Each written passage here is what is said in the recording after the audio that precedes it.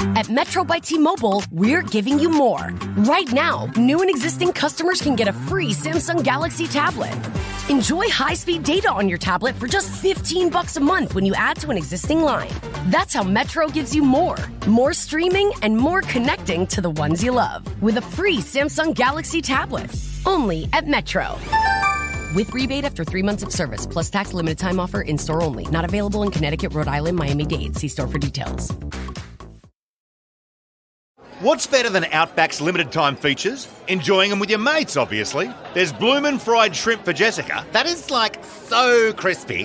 Espresso butter to spice up Henry's filet. So bold, so juicy. And a smoked cinnamon pecan old-fashioned that'll make Picky Pete's taste buds tingle. I'd order another round. At Outback, we've got something for everyone. So come in, relax and enjoy. Because good food is best with good mates. Come grab your table today at Outback Steakhouse.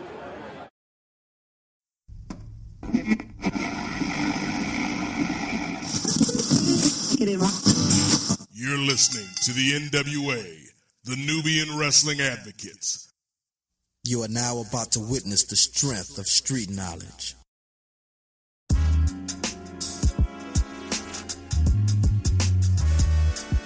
Yo,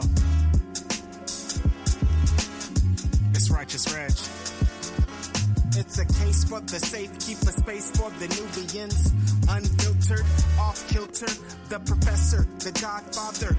Post-wrestling, the N.W.A, not keep guessing, The views and expressions, you know the rest, it's pod excellence, get the message. Advocates for Nubian wrestling, you're listening to the best again. Black wrestling in the ring we invested in. Nubian kings and queens we invested in. It's for the culture and we reppin' it. It's for the culture and we reppin' it. And welcome to the N.W.A. Podcast, the Nubian Wrestling Advocates, the show all about getting color in the professional wrestling business. We are back.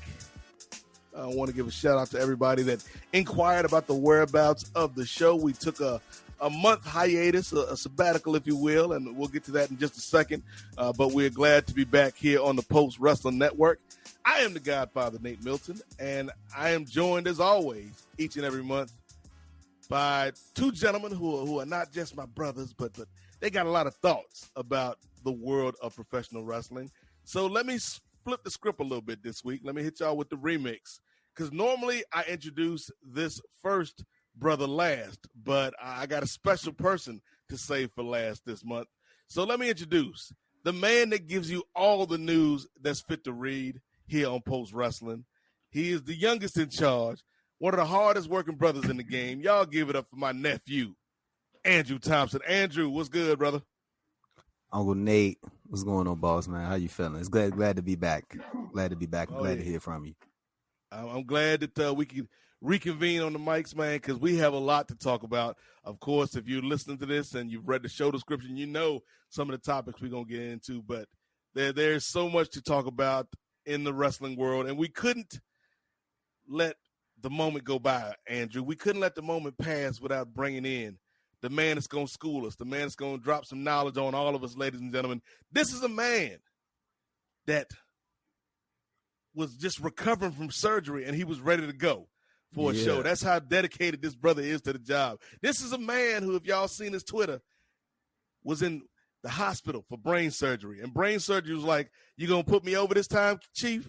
And much like Terry Bollea, Andrew, this man looked at brain surgery and said, that's not going to work for me, brother.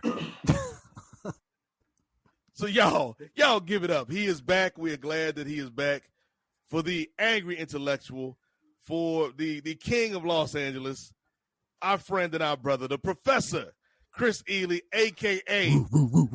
Moderna Kris. Kris, what's good, man? Chilling, man. Sorry, straight out of brain surgery. We are on double CP time today. We're CP time for the month because we skipped January altogether, and then CP time for the day because after we recorded our first podcast day, we just kind of lounging around. But I promised people on Twitter that I'd give them the exclusive Ask to My Brain Surgery story on the podcast, on our podcast. So I don't mind divulging that information because it's a little complicated, but not complicated. So. Well, let's do that before we get into the topics this week, Kris. And here's the thing, like, and me and Andrew had talked before the show. Like, I was gonna bring you in with like that hot final countdown music, man, but we ain't trying to get sued by nobody, so I'm just gonna tee it up, hit you with the. That's about all I can give you of the final countdown. That little piece right there for Europe starts to sue us. But Kris, for those that maybe missed your post on Twitter and were wondering about your health, take a little time right now, brother, and explain to everybody what went on with you and, how you made it back, man. Okay, so I'm going to give the shortest version of this story. So I already have multiple sclerosis. So I've got that causes balance issues every once in a while. But since probably about 2021, like the beginning of 2021, they just kept getting progressively worse throughout the year. And I went to Knoxville, Tennessee for my cousin's funeral. He died of COVID. And when I got back to Los Angeles, my balance was just so shot. And it got to the point where I just couldn't even walk or get up or anything.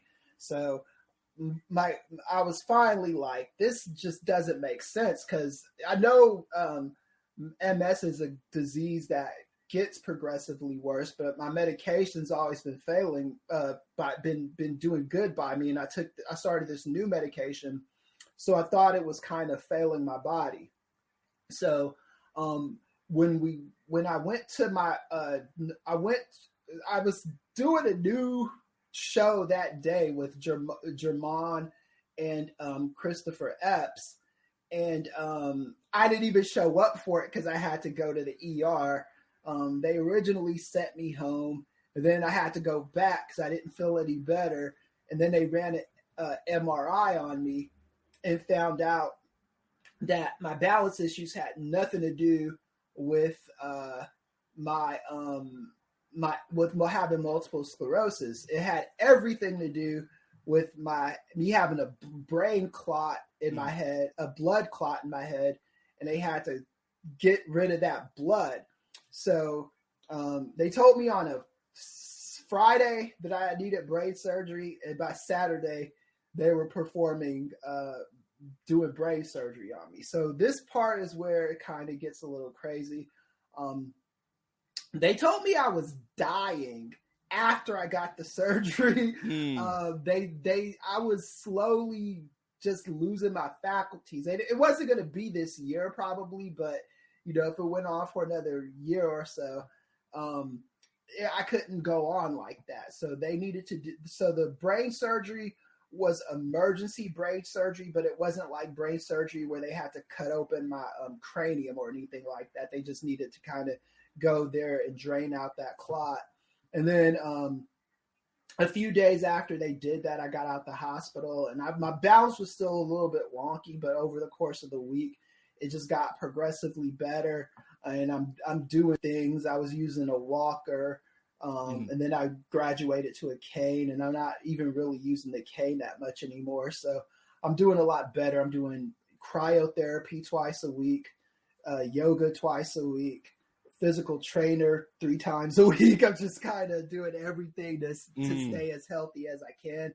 It's costing a lot of money, but when it comes to health, you can't really play games with that. So.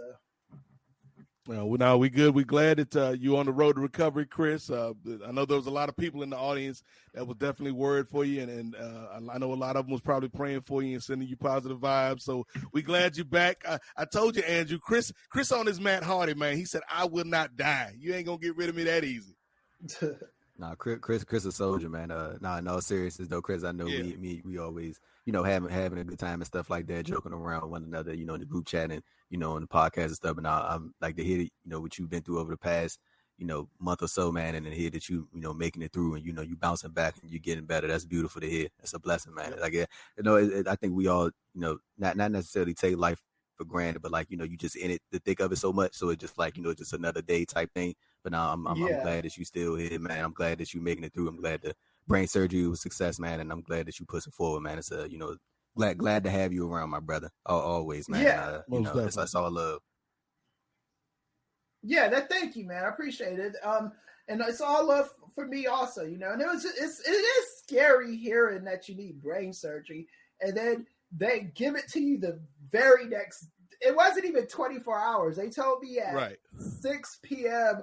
on Friday I needed brain surgery, and they would cut me open by 8 a.m. the next day. So, and then the reason why they don't schedule it days in advance is because they don't want you sitting there thinking about getting brain surgery, right? So my neurosurgeon is all about getting it out the way as soon as possible.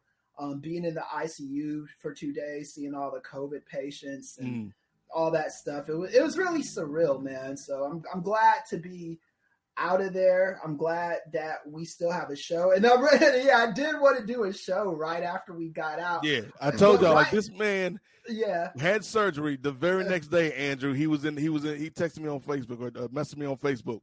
Like, are we recording today? I was like, are we recording today? I'm gonna need you to rest up, my brother.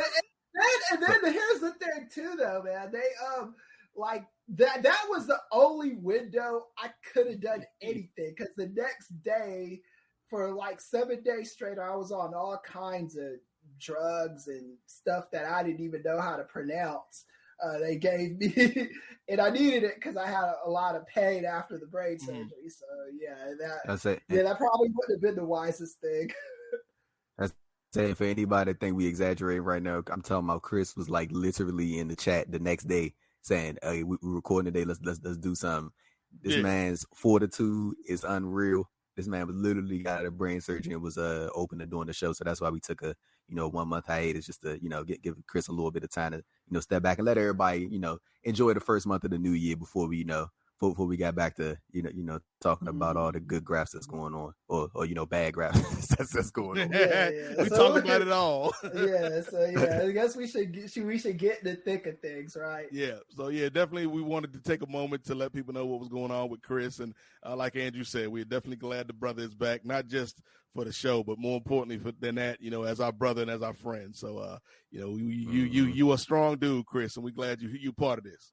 I appreciate it, man, and thank you guys for everybody from the Grapsody guys to John and Way to everybody that just gave me a shout out. I got a shout out from Chris Van Vliet, man. That was cool, okay. And I got a shout out from WrestleNomics, our brother. Shout out to Brandon. Yeah, Mr. Thurston. I got shout outs from just so many people in the community. Prince Nana, just Christopher. Just everybody that I know. Ezekiel Jackson, Ricklin. Just so many people reached out to me, and it was really cool, man. I appreciate all of it. No doubt. So, as Andrew said, Kris, we got business to get to this week. So we got. I know we got a couple stories that we want to talk about. I guess the two big ones that stand out to me, Andrew, and I'll let you choose where we go first, because during the last few weeks since we recorded our last episode, there's been a couple things that popped off. Obviously, we talked at length on various platforms about the Big Swole Tony Khan situation, but that also had a kind of a coda or an epilogue with the Lio Rush situation. When Lio Rush and the AEW parted ways. We also are 24 hours after the Royal Rumble, and there's a lot of news that we can talk about coming out of that. So where you want to go first, Andrew?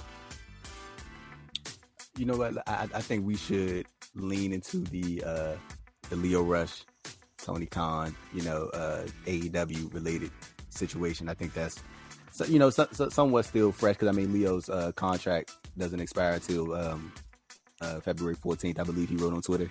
So yeah, that's I think that's a very interesting topic that we could start off with. Okay, yeah. So for those that don't know, obviously back on New Year's Eve, Tony Khan had the tweet in regards to Big Swole and what she had said on her show about her leaving AEW, and that 90% of it was a positive time, but she had two issues mainly, and they were that things were a little loose backstage, and also the lack of representation in the promotion. And Tony Khan came out and tweeted, he listed a bunch of names of black performers that had gotten wins over the past few weeks, and basically said, the reason Swole's not here is because she's no good, which is like, oh, okay, TK, that's how you want to play this. And then we saw that night and that weekend, several performers kind of speak up, and some, said, I had a good experience with Tony. Some were rallying for Swole, and Lio Rush, maybe chief amongst them, Andrew, came out and spoke directly to Tony Khan saying that he should apologize. And so now we fast forward to a week or so ago where we learned that the contract was coming up and it was not going to be renewed. And so Lio Rush is going to be a free agent. So we can start with you, Andrew, because I know Kris got some thoughts on this. But what did you make of the situation? And do you feel that, or how much do you feel that the Swole situation played into Lio not re-signing? The thing is, like, I see a lot of people being so quick, like to jump on dude neck, like when stuff like this happens, when he announces his free agency, and people like to make jokes about the retirement and stuff like that. But like, I think with Lio, man, I think for him and to have found the amount of success that he has at his age, I think that can come with a lot, and it can be tasking at times. Now, at the end of the day, Lio is a grown ass man. He gonna do whatever the hell he want to do. You know what I'm saying? Yeah. So, but also I think that when I see people always trying to clown him and stuff like that, I'm just not real big on that.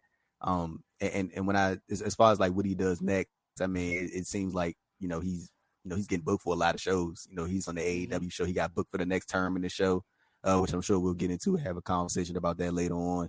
But I think I think it's a natural assumption that it has something to do with the Tony Khan Big Swole situation. Right. But like as far as like the specifics of it, I think we'll probably need like Lio to like come out and probably address it or say something about it. But yeah, he is going to be out of AEW on the 14th, and it's surprising because when he signed that deal late last year, and what was like and what was that, like a 5-month agreement that they had or whatever it was. So yeah, man, it's real interesting. But I didn't know. I also didn't know that they were there was those type of deals available to be signing people to those short-term deals. But maybe that's like, again, I think it's something along the lines of we need Lio to come out and speak about it if he chooses to, because maybe he wanted that short-term deal, or maybe that's just what Tony Khan agreed for at the time. But yeah, man, Lio, I think is without question, going without saying, we all agree that he's one of the most talented individuals in pro wrestling. Like, the dude can literally go anywhere, hang with anybody. It's not even a question. I don't think his in-ring ability that's ever been in question. So, yeah, man, it's going to be interesting to see what he does next, and I'm very interested to see if he'll speak on it after his AEW contract expires. Yeah, for me, Andrew, like, it's sad in a way that we're not going to get more Lio in AEW, at least not for now, because this is a guy, and we've had this conversation so many times on this show, and other folks have had this conversation about the mythical AEW Black main eventer. And you can't tell me that there's no way Lio could have been that dude. Like, my man is incredibly talented. He's got the charisma.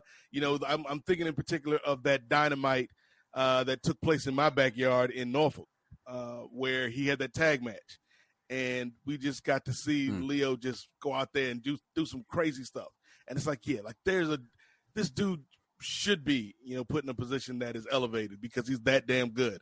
In terms of to what degree the Swole situation and Leo's reaction to Tony's tweet had in his departure, like, I'm not going to say it's the main reason or the only reason, but I'm sure, just going by human nature, that it probably played a little bit of a factor in the decision. maybe even on both sides, on the part of Tony and on the part of Lio.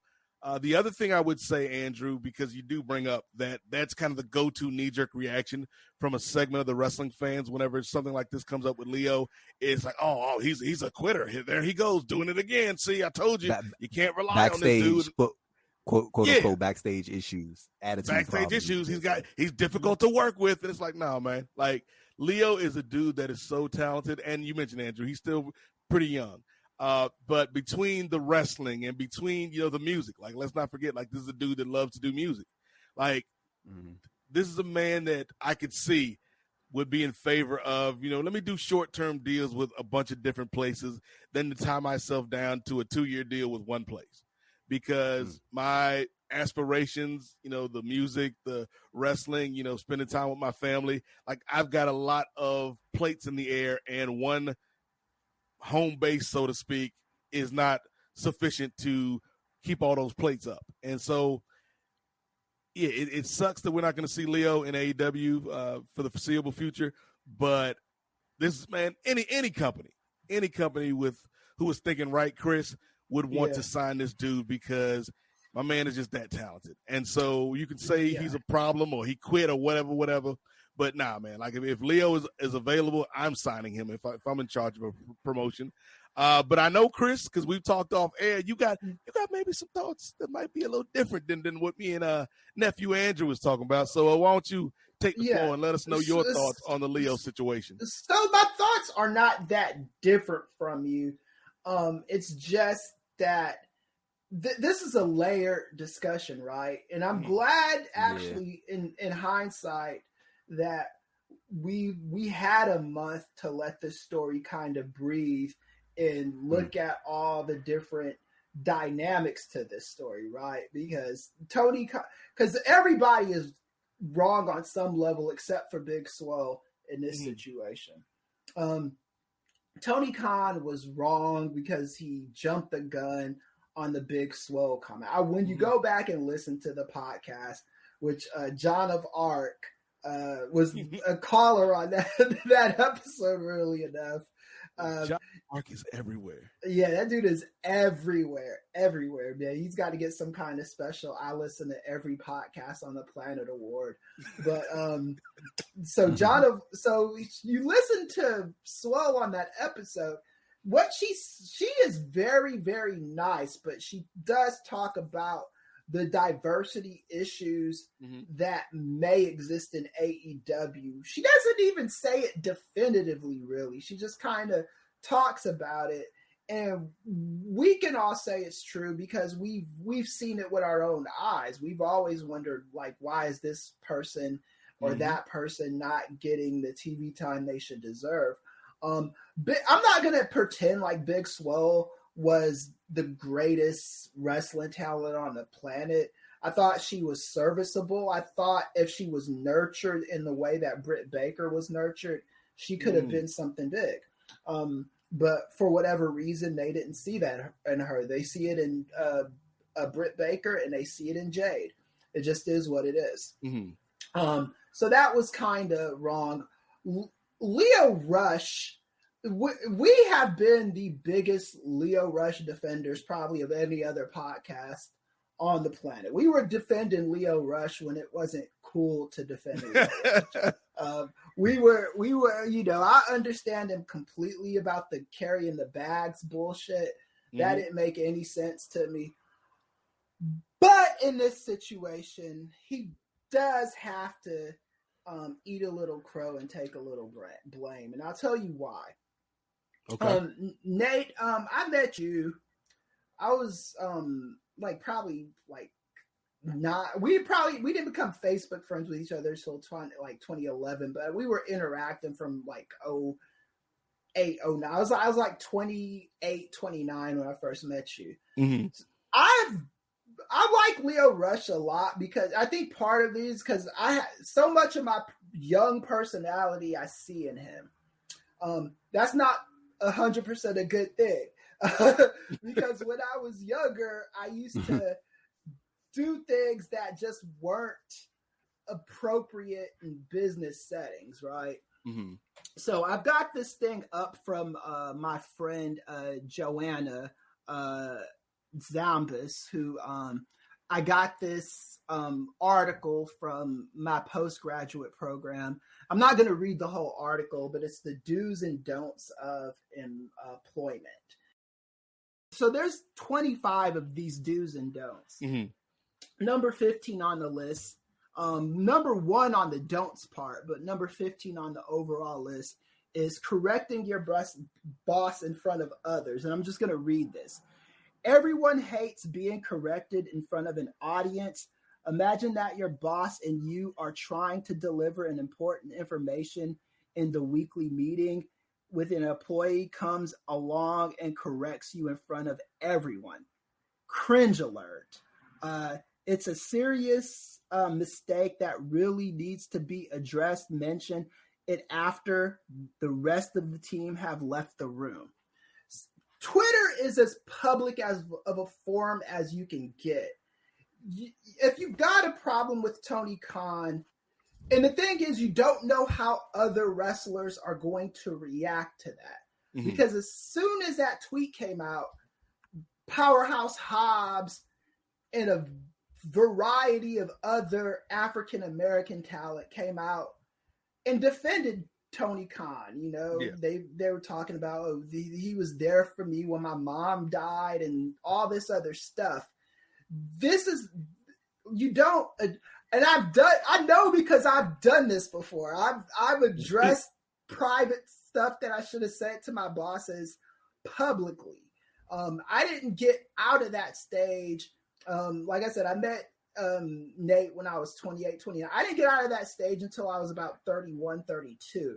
Mm-hmm. It took a while for me to kind of learn how to nuance my information. Because even if Lio Rush is right, and I do think he's 100% right about Tony Khan apologizing, no one's going to listen to your criticisms when you are being loud, and because when you tweet somebody, especially publicly like that, you are now grandstanding. Because what happens on Twitter, you tweet any kind of bullshit, and if you're a famous person, even at our level, which is not that high, but even if you're at our level, you're gonna get a lot of likes and retweets and stuff like that, mm-hmm. and they'll gas you up in the wrong way, and your boss is gonna see that. And they're going to be like, who the hell does this fool think he is and stuff. And it's just an awkward dynamic. You don't want to be mm-hmm. doing that. And that was my biggest problem with Lio Rush in this situation. I think his arguments were 100% valid. Lio Rush is a wrestler who knows how good he is. And I don't think there's anything wrong with that. I think Lio Rush is a smart guy because the stuff that he stands up for is stuff that I agree with. I just don't believe in the public mm-hmm. tweeting. If I have a problem with you or Andrew or our bosses, John and Way, the last place you want to take it to is Twitter. That's just not mm-hmm. how we do things, you know. That's not how grown people do things. And I do think Lio Rush is gonna learn from this, and just you gotta communicate with people because you don't even know the backstory behind Swole and Tony Khan. How did they part ways? What did they say to each other in the mm-hmm. meeting when they agreed not to re-sign her? You know what I'm saying? What was said? What was done? We don't know any of this stuff. Yeah, like, I think just to go ahead. I was gonna add in, Nate, like just to jump in, like on what Kris said.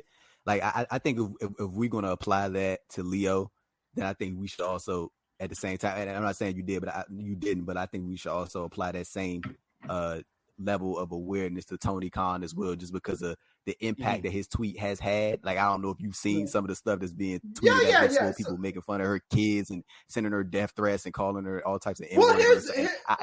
No, but hear me out real quick though. This is what I'm saying. Like, I don't think that I think that him apologizing, I'm not saying that it can control whether what some of these trolls or people on social media are going to say to Big Swole, but I think it would have alleviated some of it. Like, I think if he would have came out and been like, hey, you know what, I apologize for what I said about calling her a bad wrestler, yada, yada, yada. And I think that sort of pulls back the reins a little bit on some of these people that like to jump on and, you know, make all these different comments and stuff like that, because by what he said, he opened the gates for all of these different comments to happen. And I'm not saying that Tony Khan can control what another grown adult or children or whoever it is behind these accounts is saying this stuff about Big Swole, but you opening that door. You know what I'm saying? You allowing that for people that are listen, bro. That's what I'm saying. Like they allowing you're allowing for those doors to be open, and people already had these things to say about Big Swole, but now that you see, the head of AEW is going in on her, so why can't I go in on her? You know what I'm saying? And you just opening that door, bro. Tony Khan operates sometimes like a spoiled ass brat. He's 100% wrong in this situation. I'm not gonna even try to pretend that he's even a little bit right. Here's the thing with Tony Khan, though. Tony Khan owns AEW. For better or for worse. Sometimes we and Tony Khan is the least of my concerns. I support the wrestlers. I don't support the bosses that much. Tony Khan is the least of my concerns. I'm more concerned about Lio Rush as he goes about the future. Because I mean, Tony Khan is probably one of those guys that doesn't need to be on Twitter. And Tony Khan let's just for sake of argument say he did contribute to Swole's, you know, negative feedback she's been getting online. He should apologize, rectify, atone for that situation. But at the same time, there are situations where we have to be the bigger person than our bosses. In these times, especially when you are a minority. I've had the N-word moments. I've had them, and I'm speaking from experience. I'm speaking out of love. I'm speaking out of like, I don't want to see this brother in that situation again. This is just a rule that you do not violate. You know what I'm saying? The public call outs, even if Tony Khan publicly called out Lio Rush first, I take him to the side and be like, yo, what's up, man? Because even if you're pissing vinegar in your meeting and you're angry and stuff, at the end of the day, your superior is gonna respect the fact that you did it in its proper context. You didn't do it online for everybody to read. So I'm not saying that Lio Rush is more guilty than Tony Khan. I just don't think Lio Rush did himself any favors when he's tweeting that stuff out. Because like you've been in the workforce, you know, probably longer than me, man. And you way too long. Yeah, you know how to communicate, the way you communicate to bosses, man. And that's just all I'm saying is that. I'm not trying to absolve Tony Khan of everything. I'm sure probably even with the more topics we get in this episode, Tony Khan's going to get his comeuppance. And I've gone up and down about Tony Khan on these fucking tweets in the last week or two. But I have to give it to, I can't, I love Lio Rush.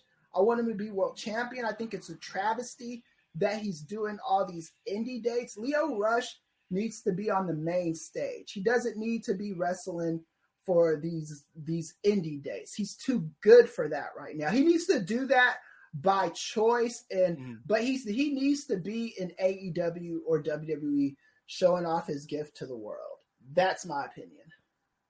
And I think real quick, Andrew, and I'll let you hop in here in a second, brother. I think this is a situation, to quote Dave Chappelle, where keeping it real might have gone wrong. Because I agree 100% with Leo's sentiments. Like, to me, Tony is like you can give Lio some of the blame in this situation, but to me, Tony got like 90% of the blame. Right, yeah. With like Tony started all this by being thin-skinned, which is something we've seen like when he did the scrum and somebody brought up the women. Like like Tony as much as Tony's done to contribute to the industry, Tony's got thin skin for a boss. And that's something he needs to work on. In terms of Lio, like I agreed 100% with him, and I actually respected him for standing up for Swole. But in the context that you're talking about, Kris, you're right. Like if you're going to make that statement publicly, you have to know in the back of your mind there's going to be repercussions somewhere down the road, because that's just the way corporate America works. And so while for me, it's like Tony should be the bigger man, right? Like Lio shouldn't have to be the bigger man, but that's just the way corporate America is. And exactly. Tony should be the bigger man. He should be the biggest man in this situation. Yes. Right? Like you said, that's not how you have to kind of steer these people into doing the right thing, if that makes any sense, man. It's Tony Khan is young too. He's not like he's not a spring chicken, but he's not. Yeah, he's Vince. Yeah, he's not. But he's still. Yeah, that's what you really wanted to say, Kris. He ain't 75 years old. Yeah, so he's gonna learn. He's gonna. I hope Tony Khan gets better than that. Tony Khan mentioned his own minority status, and so I saw people kind of shitting on that. Don't do that, because Muslim Americans, Middle Easterners, people of that background did not have it easy, especially in the early 2000s, right after 9/11 and stuff like that. You should never minimize somebody's struggle. Yeah. But like you were saying, Nate, Tony Khan should be the bigger person, and we all know this. And I'm not even trying to argue against that. I'm trying to hope that Lio Rush just the public tweets. It just can't happen, man. It just can't. Like I think Lio, like honestly, but I think in certain situations like this, I think it even goes even further. And I'm not trying to get into like his background or nothing like that, but I think it just even goes to like, you know what I'm saying? Not how you brought up, but just how you are as an individual, bro. Like some people they don't tolerate any kind of like disrespect, and they take it wherever it needs to be taken. And like when Tony Khan went in publicly, Lio responded publicly, and not to him, but in defense of a fellow coworker. And some people feel even me, like I can be in some ways, like if somebody disrespects me publicly, it's either you gonna apologize to me publicly or I'm gonna disrespect you publicly. If you say something to me privately and disrespect, then I'm gonna respond to you in that exact same manner. And that's how some people carry certain shit. And Lio went out there and said what he said, and he stood on it the same way that Tony Khan said what he said about Big Swole and stood on it. He ain't delete the tweet, and Lio didn't delete his. Lio may have posted that statement, and I thought that was like when he posted that statement about him talking to Mega, and that's when I thought the shit was squashed. I thought that was it. I was like, okay, they hashed it out. They got whatever they had to say off each other's chest, and woo woo woo, and everything, we all good now. And like apparently, like I mean, I don't know if that factored in on that. Like again, I think that's like the specifics of it. I think that's something that we probably gonna need Lio to openly speak about, like if he chooses to. But yeah, man, I think it's just a certain situation of he said what he had to say and he stood on it, and he's still standing on it. And like I feel like with Tony Khan, now he's not working for AEW anymore. And I'm not saying that's the reason why, but I don't know the reason why. I'm just saying, look, man, I've always been the guy. Look, I've stood on top of my shit all the time, whether I be right or wrong. If I have convictions, I stand on those convictions. That ain't always the best thing to do publicly. That's true. That's true. That's true. It's just you. Like you don't know. I do not know the beef between Tony Khan and Swole. I do not know their personal history. I don't know your Andrew. I don't know your personal history with Way or John. Your relationship with them. you guys don't know my relationship with Way or John. You know what I'm saying? So if something got public and just put out there, and I'm over here just caping for one of you and publicly without even addressing it, who's wrong in that situation? You know what I'm saying? You don't have to answer that now because we do work underneath these guys. So, but I'm just saying. No. You know. I know you use hypotheticals. So I know what you're saying. Like, but not like I think you raised a fair point. Like, you know, to your point's sake. I mean, I don't think we'll ever like. Could we possibly know that Lio knows the exact specific details of what down between Tony Khan and Big Swole? I don't think so. I think he was just reacting to the bad wrestler part, or he didn't like her wrestling. I think he was reacting to that part and the potential effect that could have on her future dates. Or you know, because you got the head of the number 2 wrestling company in the world, you know, saying, and in the eyes of some of the number 1 wrestling company in the world, you got people saying, you know, that you got him saying that he didn't like a certain talent's wrestling. Like you never know how that could affect her going long term. Like it's like, you know, some promoters look at her like, well, if Tony Khan don't like your wrestling, like why the fuck should I book you? You know what I'm saying? It's like that stuff could really have an impact. You know what I'm saying? It could happen. I'm not saying it, and I don't think it will, but I would just say like that possibility is there. Yeah, and I think like again, Tony Khan, his company is in its infancy. He's got to learn how to talk to Black people, because I don't think he knows how to do that extremely well. I know I've talked about this a little bit with the Grap City guys and a few other guys, and I can't. I've been working in corporate America too much. I've done workshops in these exact situations where someone has tweeted some bullshit, said some bullshit publicly, and it got around to the office and stuff. And I have to coach people out of these situations. And the best course of action is use discretion. Reactionary shit is not a good thing in a business setting. And AEW is a good place to work, I think, and WWE is okay. People like these places. Being reactionary and publicly, we get a kick out of it. I loved seeing that fucking apologize tweet. I thought it was hilarious, but shit, man, I like watching train wrecks and shit like that. I like watching, you know, bosses and employees and whatever fight each other, man. That shit is entertaining to me.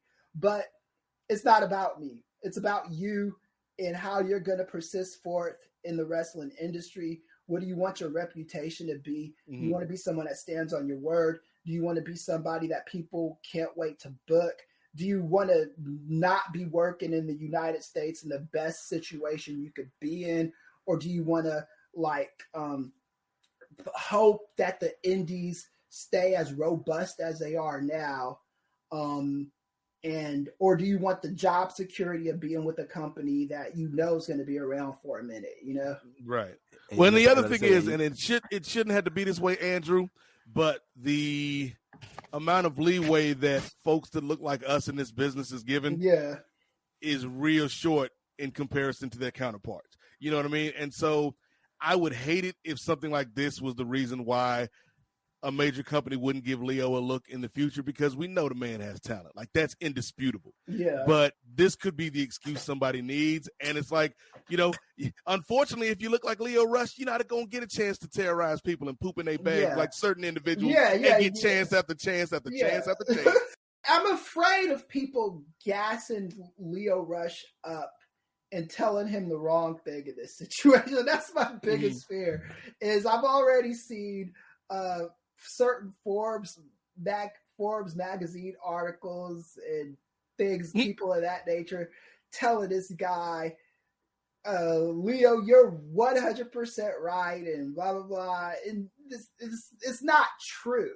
I like I said I'm with Nate. I'm like, you maybe 90-95% right, but you gotta understand the source of where you probably didn't do the right thing at. That's all I'm saying.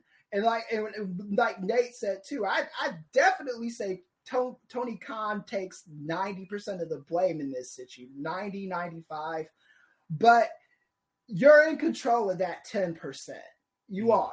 It just is what it is. We got breaking news, Kris. Ladies and gentlemen, I can't believe it. This just came across the wire. So much going on in the world of professional wrestling. And I looked at the situation, Kris. I look at what's going on, and I can't understand what's going on. I know you have questions about what's going on. It just kind of makes us say, what the hell, man? And so to help us kind of figure things out, we need to go to our official What the Hell correspondent, a brother that I hope can provide us some insight on all things going on in the world of professional wrestling, particularly when it pertains to AEW, where we had one BIPOC star come into the company in Keith Lee, and we getting one BIPOC legend leaving the company. And, of course, that is the one and only Cody Devante Rhodes. So helping us figure all this out from the Torch, you know this man, you love this man, Rich Fann. Brother Rich, what's good, man?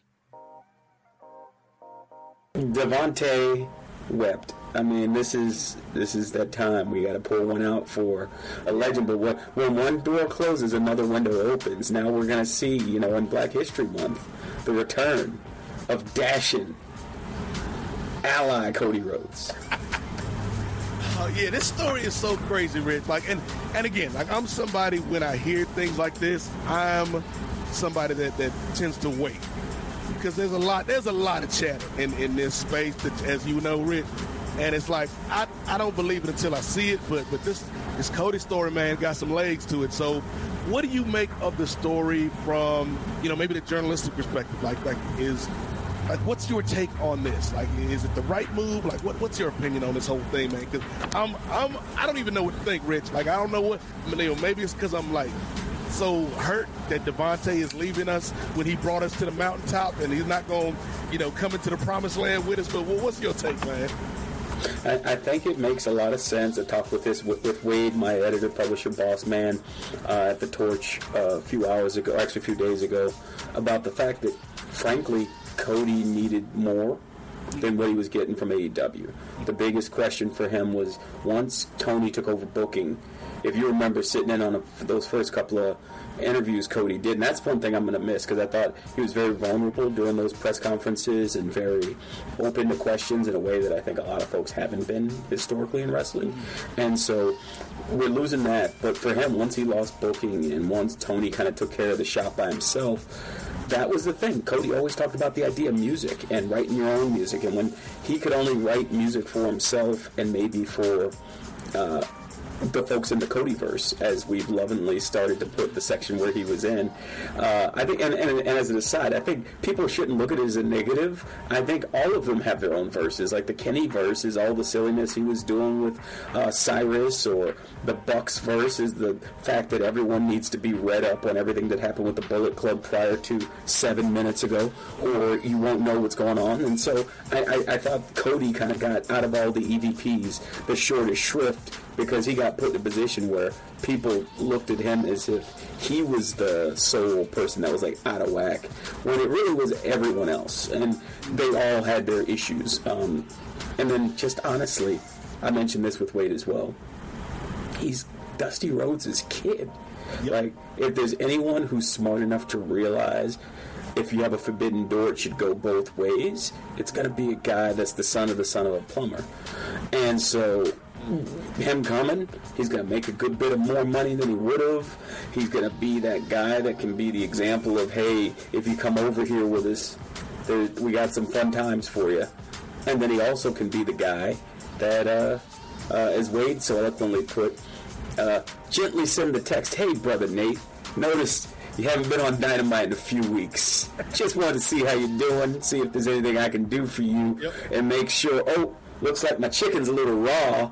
I might have to smack down on that patty before I put it into the oven. Anywho, just checking in. Love and kisses, Devante. Yo, I think 2 points, Rich, to what you're saying, and then I can turn it over to Kris.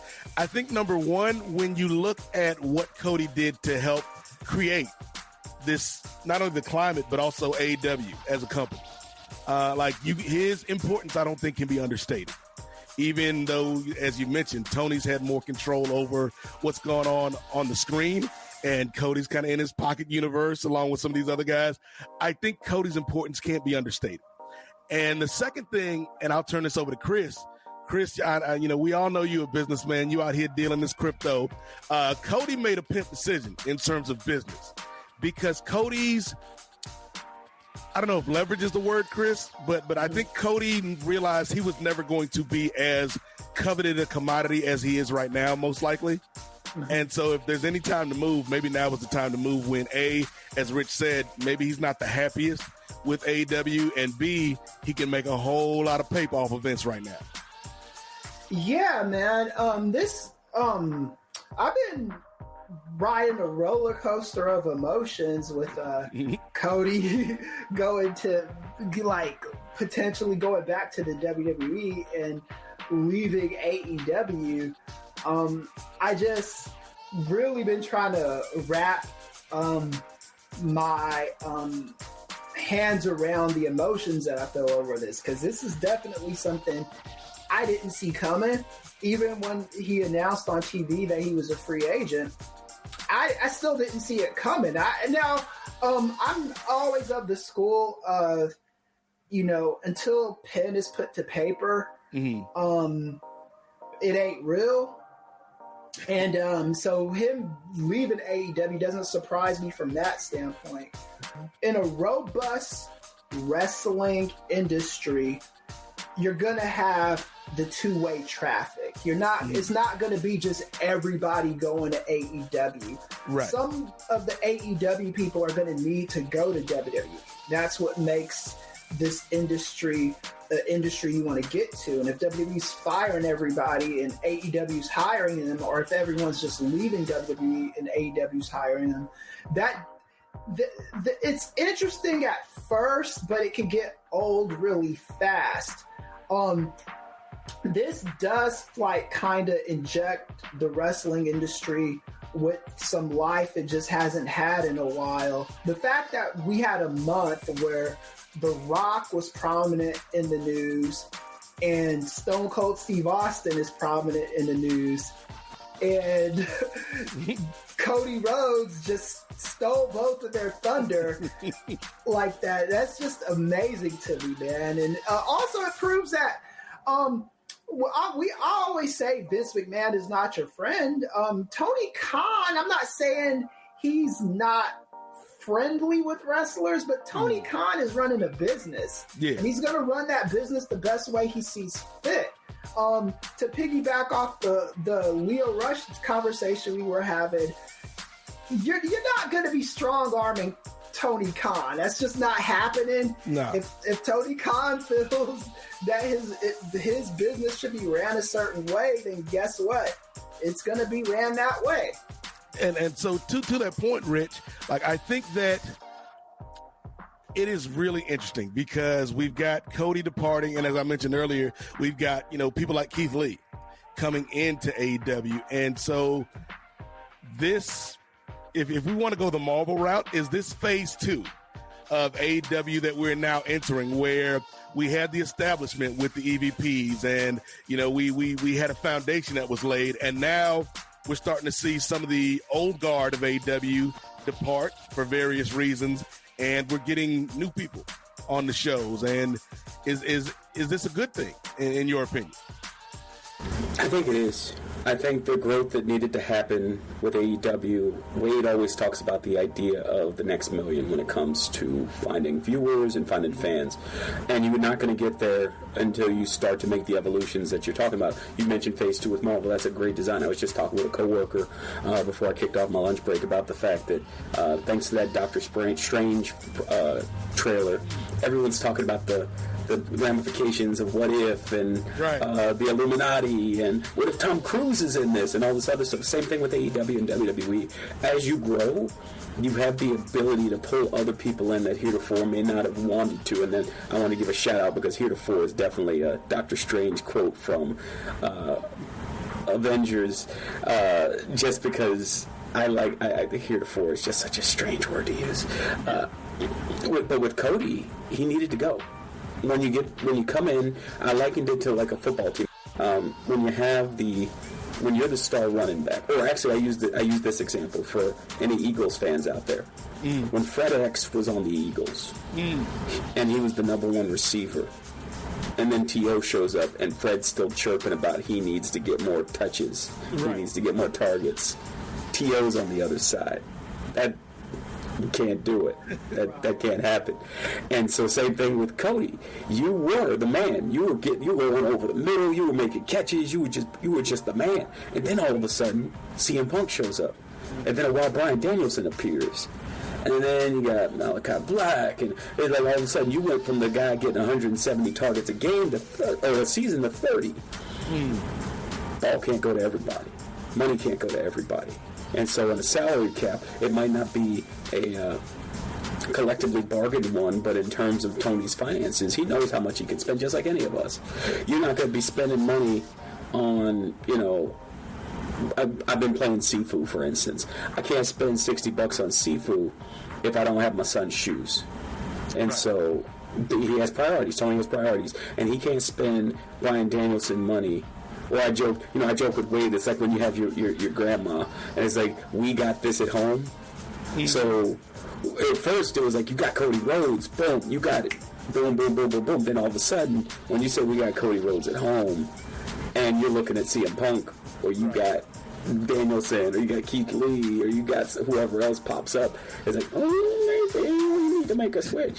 And it works for him, because like I said, he's going to go WWE, and he's going to have an opportunity to go there and look like a star. Like, I think, in terms of matchups, I haven't seen Peacemaker yet, but I want him to go up against John Cena, because I want Cody to go in as a heel and say, and John try to be the conciliatory figure that's trying to like, hey man, you welcome back to the WWE. He's like, you want peace, I want war.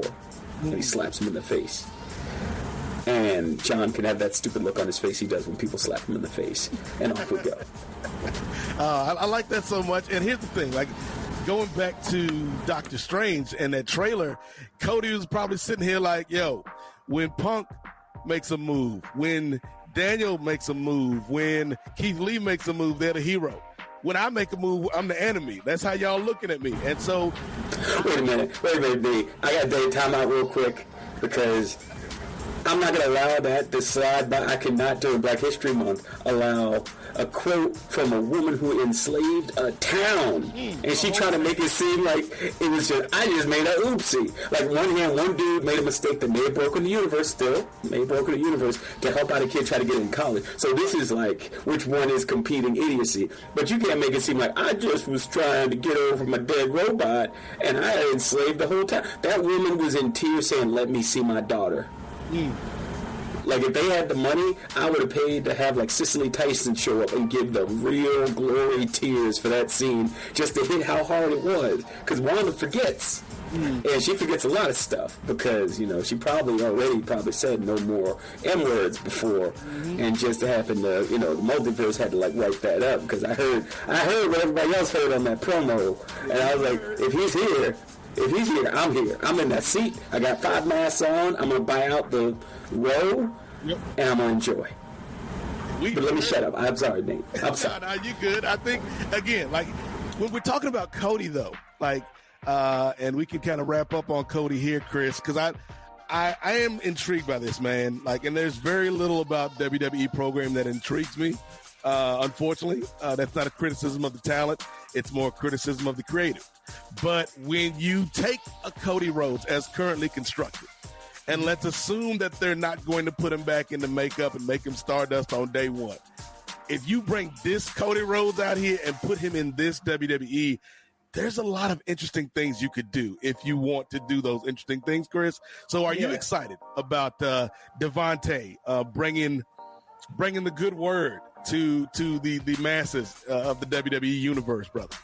Right now, I am excited. I don't think it's going to be long that I'm going to be excited, but right now I'm excited. I give Vince a month before he screws it up. We'll have a fun month. Yeah. So here's the thing with Cody right now. Cody wasn't just the face of AEW. Cody was the face of Turner Networks. This guy, out of any personality character, whatever you want to call it, across Turner platforms. Cody Rhodes to the Top is on HBO Max now. Yep.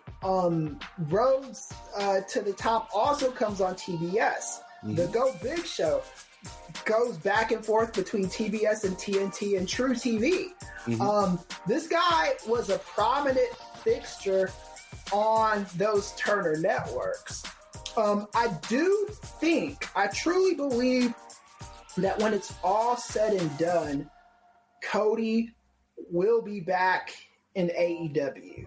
I just think that will. I don't look at him going to WWE as a homecoming. I look at him. It's a pilgrimage. Yeah, I look at it as a pilgrimage, an odyssey, if you will. I don't look at it as him staying there for a long time. I think he'll get at least one of WWE's world titles while he's there, at least one time. I think that will happen. And then I think, he'll. I think there's a bit of underappreciation on both sides with Cody Rhodes and Tony Khan. I don't think they appreciate each other the way they should. I think Tony Khan, if Tony Khan thought Cody Rhodes is expendable, that's just not true. Cody Rhodes is a big deal at AEW. If Cody Rhodes thinks that on top of whatever he makes for the Go Big Show and Rhodes to the Top, if on top of that he needs a raise at AEW, I think he's overestimating himself just a little bit, man. Is the world not enough for you, dude? Like Cody on that Tony Montana. Yeah, it's like, dude, the Turner Networks love this guy, and I'm sure he's getting paid, some millions to be in AEW, and then on top of that, he's on the Go Big Show and Rhodes to the Top. This dude is getting paid, so maybe it is just a creative thing, but I think that he will ultimately end up back in AEW after a good year or two in WWE. And I think once he sees that WWE is still the same old WWE, I think when Tony Khan realizes, Cody Rhodes really did make my job a lot easier, they'll find their way back to each other. I think eventually they will. But here's the thing, Rich, and I'll give you the last word on Brother Devante, because we talking about world title matches. We talking about this. We talking about that. Everybody knows what the end game is here. I'm like Doctor Strange again, Rich. I done looked at all the possibilities out there. This can only end one way.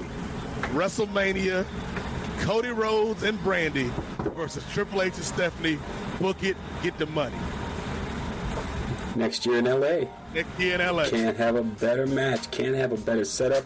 Nothing would be finer than Triple H coming out and you hear the King of Kings and he ascends on a throne, and then you have a broken throne and you hear Downstate Kingdom and Triple H and Cody just have a bloodbath for about 15 minutes. And it's wrestling has always had more than one royal family.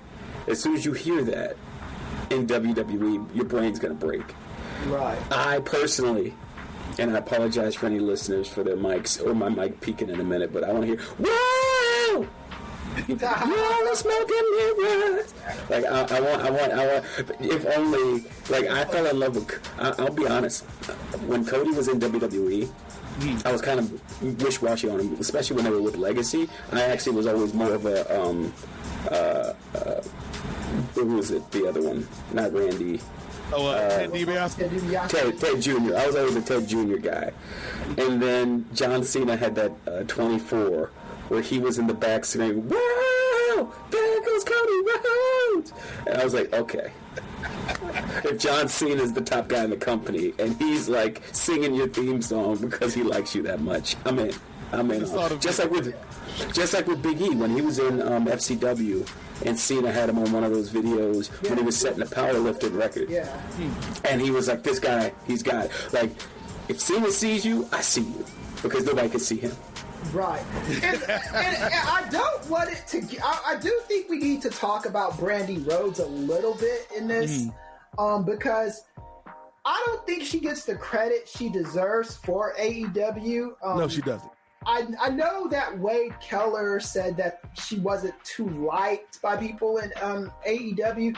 The people that I have talked to that are associated with AEW, whether they did a one-off or there, I haven't heard anybody say anything bad about Brandy Rhodes. In fact, everybody's been saying good stuff about her. She just brokered a deal with the American Heart Association last week, and now she's out the company.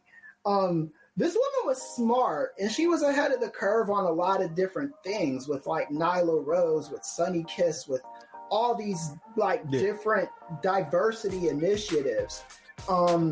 And her missing from that company does concern me a little bit. To me, it's like if Cody is 1A, I think Brandy Rhodes is 1B, and I that's just the way I feel about it until I hear from other people. And I'm gonna, if Wade Keller does a write up on it or Dave Meltzer, I want to hear what people are saying. But yeah, I think that she's important, not just as important as Cody Rhodes, but she's right. Like she's not more important than Cody, but I think what she brings to the table is something that can't easily be replaced. Right. When you're talking about a woman in a position of power, when you're talking about a black woman in a position of power, like you can't get that perspective from just another white dude that you put in that spot. Like that's not going to replace or duplicate or replicate what Brandy Rhodes meant to the company. And I did want to give Rich a chance to reply in terms of the story or what was said by Wade. Given that you work with the brother, any clarity on that, Rich? Yeah, sure. So from my man from the wild side of Minnesota, I think, and I put up on my free side, it should be coming up at some point, like, don't trust the aggregators. And what I mean by that is it's the folks who don't take the time. When you look at the youngest in charge, Andrew Thompson, he goes through and he meticulously transcribes what is going on in an interview, and when he puts it up on post, you see what the person said. There had been a couple of aggregator websites that took part of what Wade said, that everyone hated Brandy or no one liked Brandy. The quote was, no one in the 5 or 6 hours I talked on the phone today or texted had something to say positively about Brandy. So that's more about the circle of people being questioned than the status on the whole. Just like you just said, Doc, where you're talking about from who you talk to. There wasn't a negative thing. And I loved how Cam put it. Like, when you're all of us know, when you're working somewhere, there's going to be people that have stuff for you, against you, whatever, but it depends on who's talking to them, the mood they're in, and how much they're willing to talk. That's it. Yeah, exactly. I think people get a little, like, I know Nyla Rose got really frustrated, and Wade wound up doing another audio because Cody called him, and that is the best thing about working for someone like him or John or Way. When you have the relationship with the people and something comes out, the person can call you and say, here's what my side of it is. And then you can say, this is what Cody told me.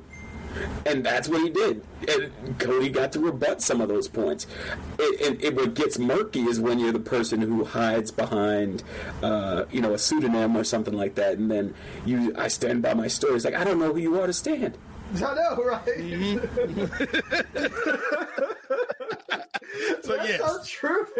A good guy, a great point right there by Rich. And again, this conversation ain't over. Like, this is just the beginning. Like, so much going on again with brother Devante. We gonna see what's going on with him and sister Brandy. But for now, we gonna return you to your regularly scheduled programming.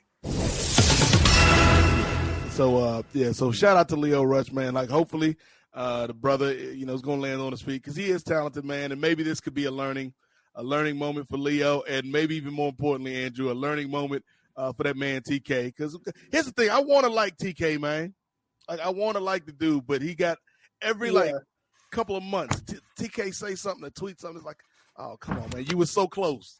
You were so close. So that's our take on that situation. But you know, we gonna go from the Rush, Andrew Thompson, to the Rumble, my brother, because last night, 24 hours ago, we saw the Royal Rumble, which was a night where going in, you know, maybe some people were expecting to see some black excellence on display. Maybe, you know, seeing Big E and Bianca and Sasha and people like that on the come up. Maybe even that man Omos. But I will say, Andrew, I did not enjoy that show at all. You know, there were some moments on the show that I dug, but for the most part, I thought this was one of the weaker Royal Rumble cards, top to bottom, that they've given us in a while. What was your take on the Royal Rumble, particularly when you talk about people like Big E or people like Bianca, who you would have thought going in were being primed for a big push? So, like, I was, Sports Center. What was that, ESPN Sports Center? We got the report. This just in. Tony Khan finally apologizes. Story. Yeah, that's not Sports Center alert. So it came on. Sorry about that. Oh, no. But I was telling y'all before we started recording. I was at an independent show the night of the Royal Rumble, and I had a good time with the Flying V promotion out there in DC, the Silver Spring / Maryland area. It's like near DC, but yeah, it's whatever. It was a real fun show, man. And shout out to all the, you know, talented independent wrestlers that was out there, you know, trying out a bunch of different stuff. But yeah, with the Royal Rumble, I had saw all the tweets when I got back on Twitter, because I got to, I was like, I don't want to spoil it for myself, but then I was just like, at some point I was just like, fuck it, it is what it is. I'm end up watching it anyway.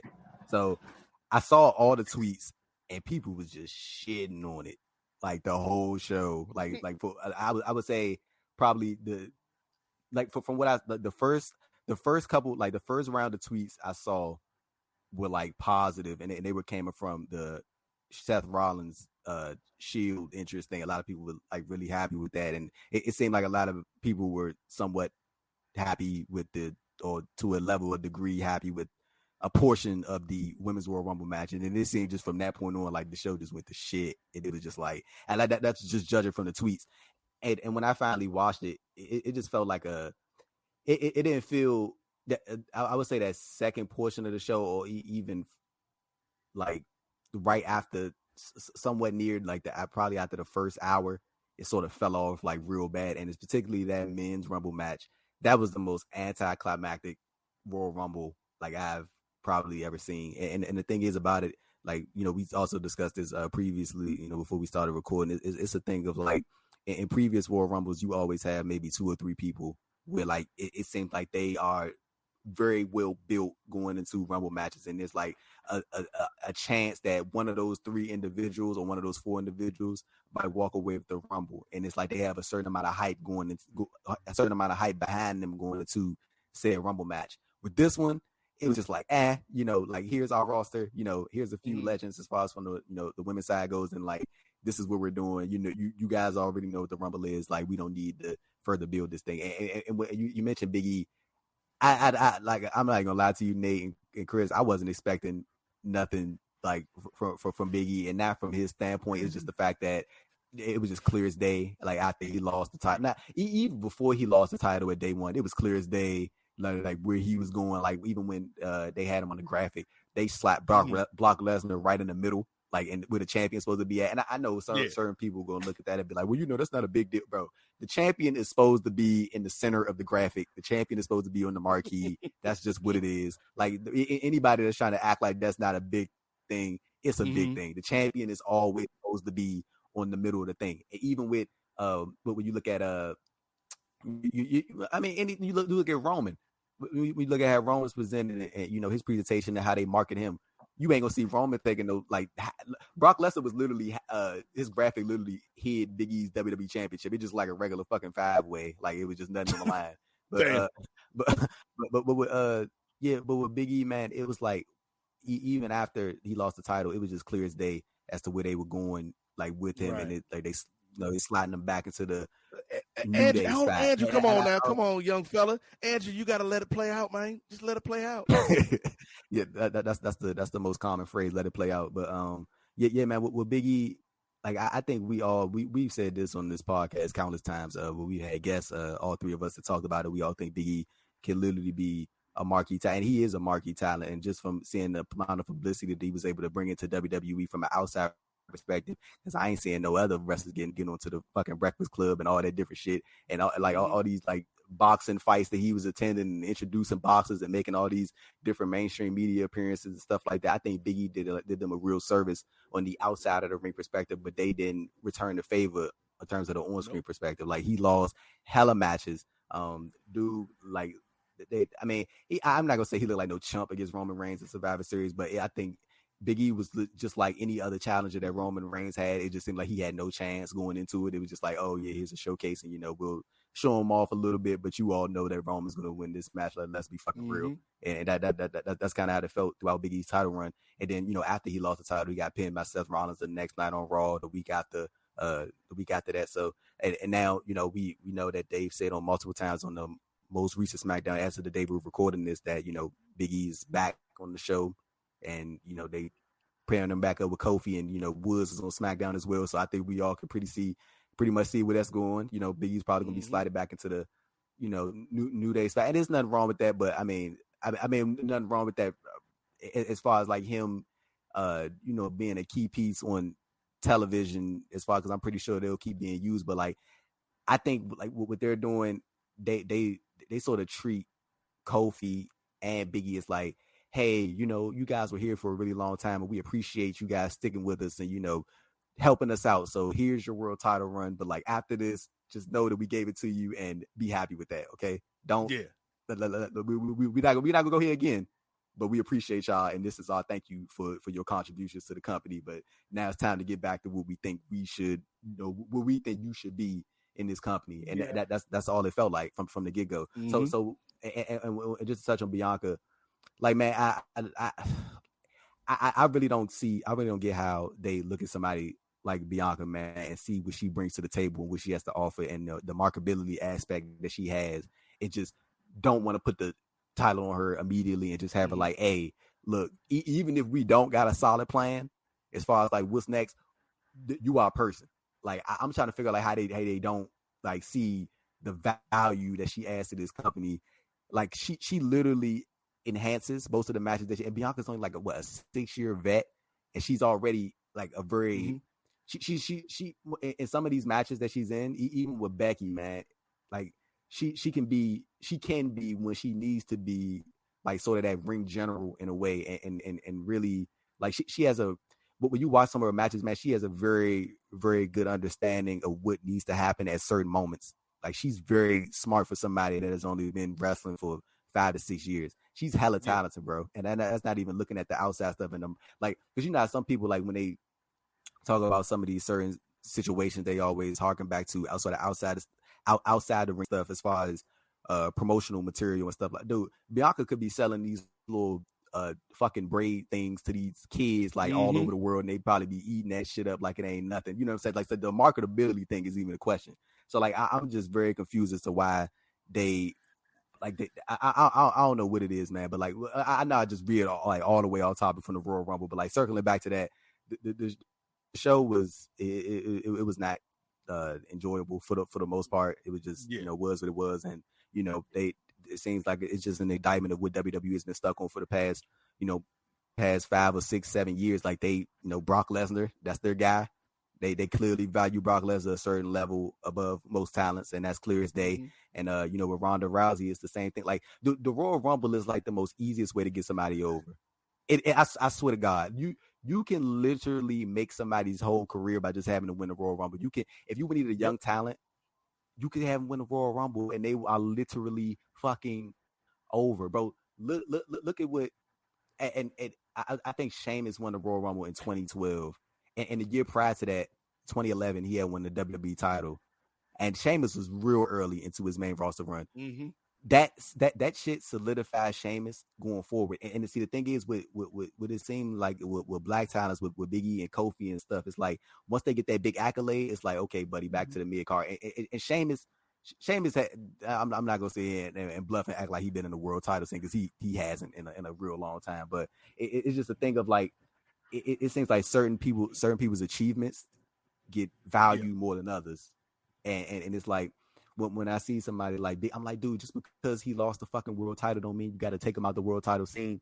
Like him winning the world title has stamped him in permanently. You can keep filtering him in and out of it. It doesn't have to be like, oh, well, you know, he won the world title and then that's it. You can keep bringing him in. You can keep bringing Kofi in. Just because Kofi lost the damn title don't mean that he can't go back and challenge it again. I know he challenged for it at the Money in the Bank when Lashley fucking crushed him, but like it was like it doesn't have to be like this one-off thing, or like just because he lost the title doesn't mean that he can't still be around that certain type of title picture. Like he can't be in these number one contender matches and shit like that, or these main event segments where, you know, the top talents come out and address the world champion. It doesn't have to be like that. It can always be, hey, you're world champion, so you know what, if we need somebody to come in and fill this program, we can send Big E, we can send Kofi. If we need a world title challenger, we can send those. It doesn't have to be, oh yeah, you just won the title and then you lost it and then you had this like little shitty little reign and then like that's it. You know what I'm saying? And that's how they do it. And it's like, I know I'm like rambling this shit right now, but I just don't get how like you have some of these dudes, man, who like endear themselves to so many people. They endear themselves to their communities that they represent, and it's like they just don't get it. And I think the only person you can look at is Vince McMahon. That's the only person you can look at. I don't think it's no question about it at this point that everything that goes through that company happens through him. So it's like, you got this 75-year-old, 76-year-old dude who has this idea of what he thinks good professional wrestling / sports entertainment is, and the shit is just not right. It's not right. It's I mean, not right in the sense of like, but it shit just doesn't click. Like he's so fascinated with a Brock Lesnar, so fascinated with a Ronda Rousey, and I don't have no issue with Ronda. I'm not gonna say and bluff and act like I do because I don't. But it's like, but because I'm not gonna sit here and lie and say like I got some fucking issue with Ronda Rousey, but like it's like. You have so many talented people on your roster, bro, who are there every fucking day, every week, bro, who are on these live events, like literally fucking deteriorating the shit out of their body, the company. Like the least you could do is reward them when these big shows come around and not fucking stuff them on a P show or like have them just play second fiddle to another talent who's going to be there for 4 months or 5 months and then dip in and out and shit like that. You know what I'm saying? Like these, like I just think that shit is unfair. Like, and I just don't think that you should be treating your talent like that, who are literally there for you, like when it's sort of the dead periods, man. You know what I'm saying? Like I know I just rambled the whole thing, but like, well, it's an indictment, Andrew. Like that's what it is. Like it's an indictment to Vince in particular and to the creative overall of this company. And like it's not something that just affects black performers, because like NXT 2.0 might be one of the worst wrestling shows out right now. And that's a Vince joint, right? Like he can't point to nobody else but Vince. That's the team you set in place to run that show. And it's the main roster is no different, because let's say Brock and Ronda are the answers, Andrew. At least tell me a story to get me there. They didn't even tell you a story. We just threw them in the spot. I was saying before the show, both Rumbles to me felt like somebody just put on the WWE 2K game and put it on demo mode. Because people were just coming out for no reason, and there was no concrete storyline. You know, every year at the Rumble, there's about 3 or 4 people that you can say that person's got a shot. And they didn't do that last night. Like, there was a perfect opportunity to tell a story with Big E in the men's Rumble, and they missed on it. There was a perfect opportunity to tell a story with Bianca, and even though Bianca lasted like 40-something minutes in the Rumble, I can only think of 1 or 2 memorable moments she had in that entire match, and that's a problem. And so the issue is when you don't give your audience something to believe in, it's not long before they stop believing. You know, and we have a perfect example of that on the roster right now, and his name is Dolph Ziggler. Because don't nobody believe in this man no more, right? Like, and this is not a knock on Dolph as a talent, but nobody believes they're going to do anything meaningful with this dude anymore after the ups and downs that they've given this man. And so I think, like, and I hate to say it, Kris, but like Kofi's done. Like that ain't never coming back. We ain't never getting something like Kofi Mania again. As much as that pains me to say, like Kofi is done. Big E still got a shot, but they got to do right by him. And what they did last night at the Rumble, they didn't do right by Big E, Kris. Or Bianca, for that matter. Right. I'm more on the dud side of Big E. I think that brother's goose is almost cooked. I hope I'm wrong, but because I love Big E and I want him to get all the stuff in the world, all the accolades. I mean, if anybody needs to be tweeting apologize to their boss, it's those New Day brothers and Bianca Belair. Don't be tweeting that to Vince, by the way. Just don't do it. But Big E is. I'm gonna talk about what I liked about the Rumble because talking about Big E and Bianca is gonna give me an aneurysm. I just had brain surgery. Chris. If I still had the staples in my head, they'd be popping out one by one, talking about the Bianca and Big E situations. Hold on, Chris. Before we get to the positivity, because this is like the professor coming with the power of positivity. That's a twist. I want to hear that. But let me throw this at Andrew. Hell done froze over. Yeah. The devil had to put on some socks because Chris is about to be positive about the WWE. But let me throw this at Andrew real quick because we just did a show earlier today, Andrew, and like not even thinking for it for more than like 5 minutes. Here's a scenario I threw out, and I want to know how you would have felt if they did this. We could do the same, like let's say in a parallel universe, Kofi doesn't miss the jump and his feet don't hit the ground, which as soon as that happened, Andrew, I was like, oh, this Rumble going to be terrible. Like if Kofi can't even put the magic on it, it ain't going to be a good Rumble. But let's say Kofi's feet didn't hit the floor and he's still in the match. You still do everything the same. Brock still comes out. What if the last three people in the ring in that Royal Rumble, Andrew, was Brock Lesnar, Big E, and Kofi Kingston? And it's almost like Thor and Captain America in Endgame before the rest of the Avengers came. Like they trying to throw all this stuff at Thanos. It ain't working. And then finally, Kofi does some type of dive or something, eliminates himself and Brock in the process, and Big E wins. And then that's how Big E gets back in the title picture. And it also gives Kofi a little bit of revenge for the 8 seconds that Brock put on him on that Friday Night SmackDown premiere. Would you have loved to have seen that, brother? Would that have been something you would have been down for? I'd have been cool with that shit. I hate to put you on creative. Oh, Nate, go ahead, hand you the pen, brother. Hand you the pen. Not that would have been a cool finish. And bro, even Kofi and Big E aside, just looking at the Rumble in general, bro, Shane McMahon was in the final three. Shane fucking McMahon was in the final three. Shane McMahon, who hasn't been on television since he took Raw Underground out of business. How is his punches gotten worse? Bro, Shane, and the thing is, bro, he eliminated Kevin Owens, who literally just signed a new deal with them. Like you would think Kevin Owens would have tossed his ass out of there, like with the swiftness, and Shane McMahon probably had like a Santino Marella moment where he got in and somebody just immediately threw his ass out. Like, bro, what are you doing? Like, get out. But like just seeing that him in there with McIntyre and Lesnar, what are we doing, bro? Shane McMahon, like that could have literally been anybody. Shane McMahon is like literally left in the top three with Brock Lesnar and Drew McIntyre, who just came back from injury. Like, what are we doing? Like, and I'm trying to figure out, like, okay, I don't know what they had planned for Shane going forward, but like, I don't know, that I think that shit was just dumb, like having him in the top three. I feel like you could have, again, had somebody there who's consistently on the show and put them in that spot.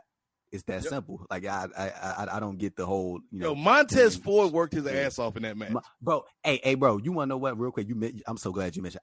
Like I saw somebody tweet this out, and I was thinking the same thing. Like going into the Rumble, I feel like Montez Ford should have had like his Iron Man moment. Like he should have been that. He should have been in that shit from like at least until it was like 5 people left. Like I feel like he should have been in there from the start, and then he should have been in there until like at least 5 or 4 people was left in the Rumble, and he could have had his big breakout star making moment where it's like, oh yeah, Montez, the big baby face, he's lasting, he's fighting, he's trying and whatever it may be. Because I think a lot of people see a lot of potential in Montez Ford. Like I don't know how people like really feel about him breaking away from Angelo Dawkins and sort of leaving Dawkins in the to the wayside. But I feel like they can go away with Montez. It's like he can be a star but still being in the tag team. But Yeah, man. Like I'm glad you mentioned them because that was that's another person who I thought could have had a real breakout moment in the Rumble because he definitely got the gas tank to do that shit.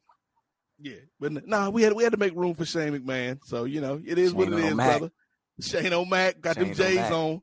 But with Kris, you said you had some. You said you had some positivity, Kris. I'm sure the audience ain't ready for this. So, ladies and gentlemen, I'm gonna clear the lane. Y'all give it up for Moderna Kris with some positive thoughts about the Royal Rumble. Well, me and Nate going on mute. I was gonna say that I think that I did like Lashley winning the belt from Lesnar. I didn't love the way they did it, but as far as WWE fuck finishes go, where they have to protect everybody because nobody could look weak. They can look stupid, but they can't look weak. I think this was one of the ones that made the most sense to me. And I'll defend the ending for Lashley because I don't think it defined Lashley down. I think Lashley had Brock Lesnar in the Hurt Lock, and he had him in there for a minute. And Lesnar was not getting out of that Hurt Lock. He didn't even break the Hurt Lock. What he did was he backed into the corner, bumped the ref, and that's how he escaped. And then he was able to sneak on the F5, and because Brock Lesnar, the character of Brock Lesnar, not the guy, Brock Lesnar's a genius, but the character of Brock Lesnar in this context is a dumbass. He gives him a F5 and swings the dude around and hit the ref. And Lesnar gets the visionary pin. And then all the stuff, the fuckery happened with Reigns and Heyman. Yeah, all that stuff happened. But I don't think Lashley necessarily looked weak. I don't think that he looked the strongest. But as far as people beating Brock Lesnar is concerned, I think he looked fine. So I will give that. As far as Big E is concerned, Big E was defined down the moment that he won that belt. And the reason why is because he announced on Twitter, because they were having a ratings problem. They announced on Twitter that Big E was going to he said he was going to cash it in that night. Mm-hmm.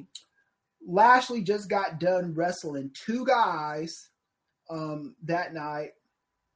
And then Big E cashes in his Money in the Bank and beats Lashley.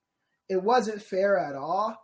Big E kind of, and we talked about this on with the episode after he won it. We were both, we were happy that he won, but we noticed the obvious, this wasn't a fair kind of wrestling match. You basically, well, it wasn't the launching pad you want for your brand new babyface champion. Exactly. So, and then I think he did finally get a fair win against Lashley, but he was defined down the moment he got the title. He was never going to be in the main event. He loses to Roman in a good match, but it wasn't like a star-making performance. It was a win that showed you Roman is our guy, and Roman is our guy up here, and and Big E is way down here. So it is what it is. I could be mad at this shit, but at this point in the game, I kind of wonder what these WWE guys are doing to promote their own career advancement in that company, because this kind of thing just keeps on happening with black talent. That's why I'm not on the AEW is racist, WWE is Wakanda bandwagon,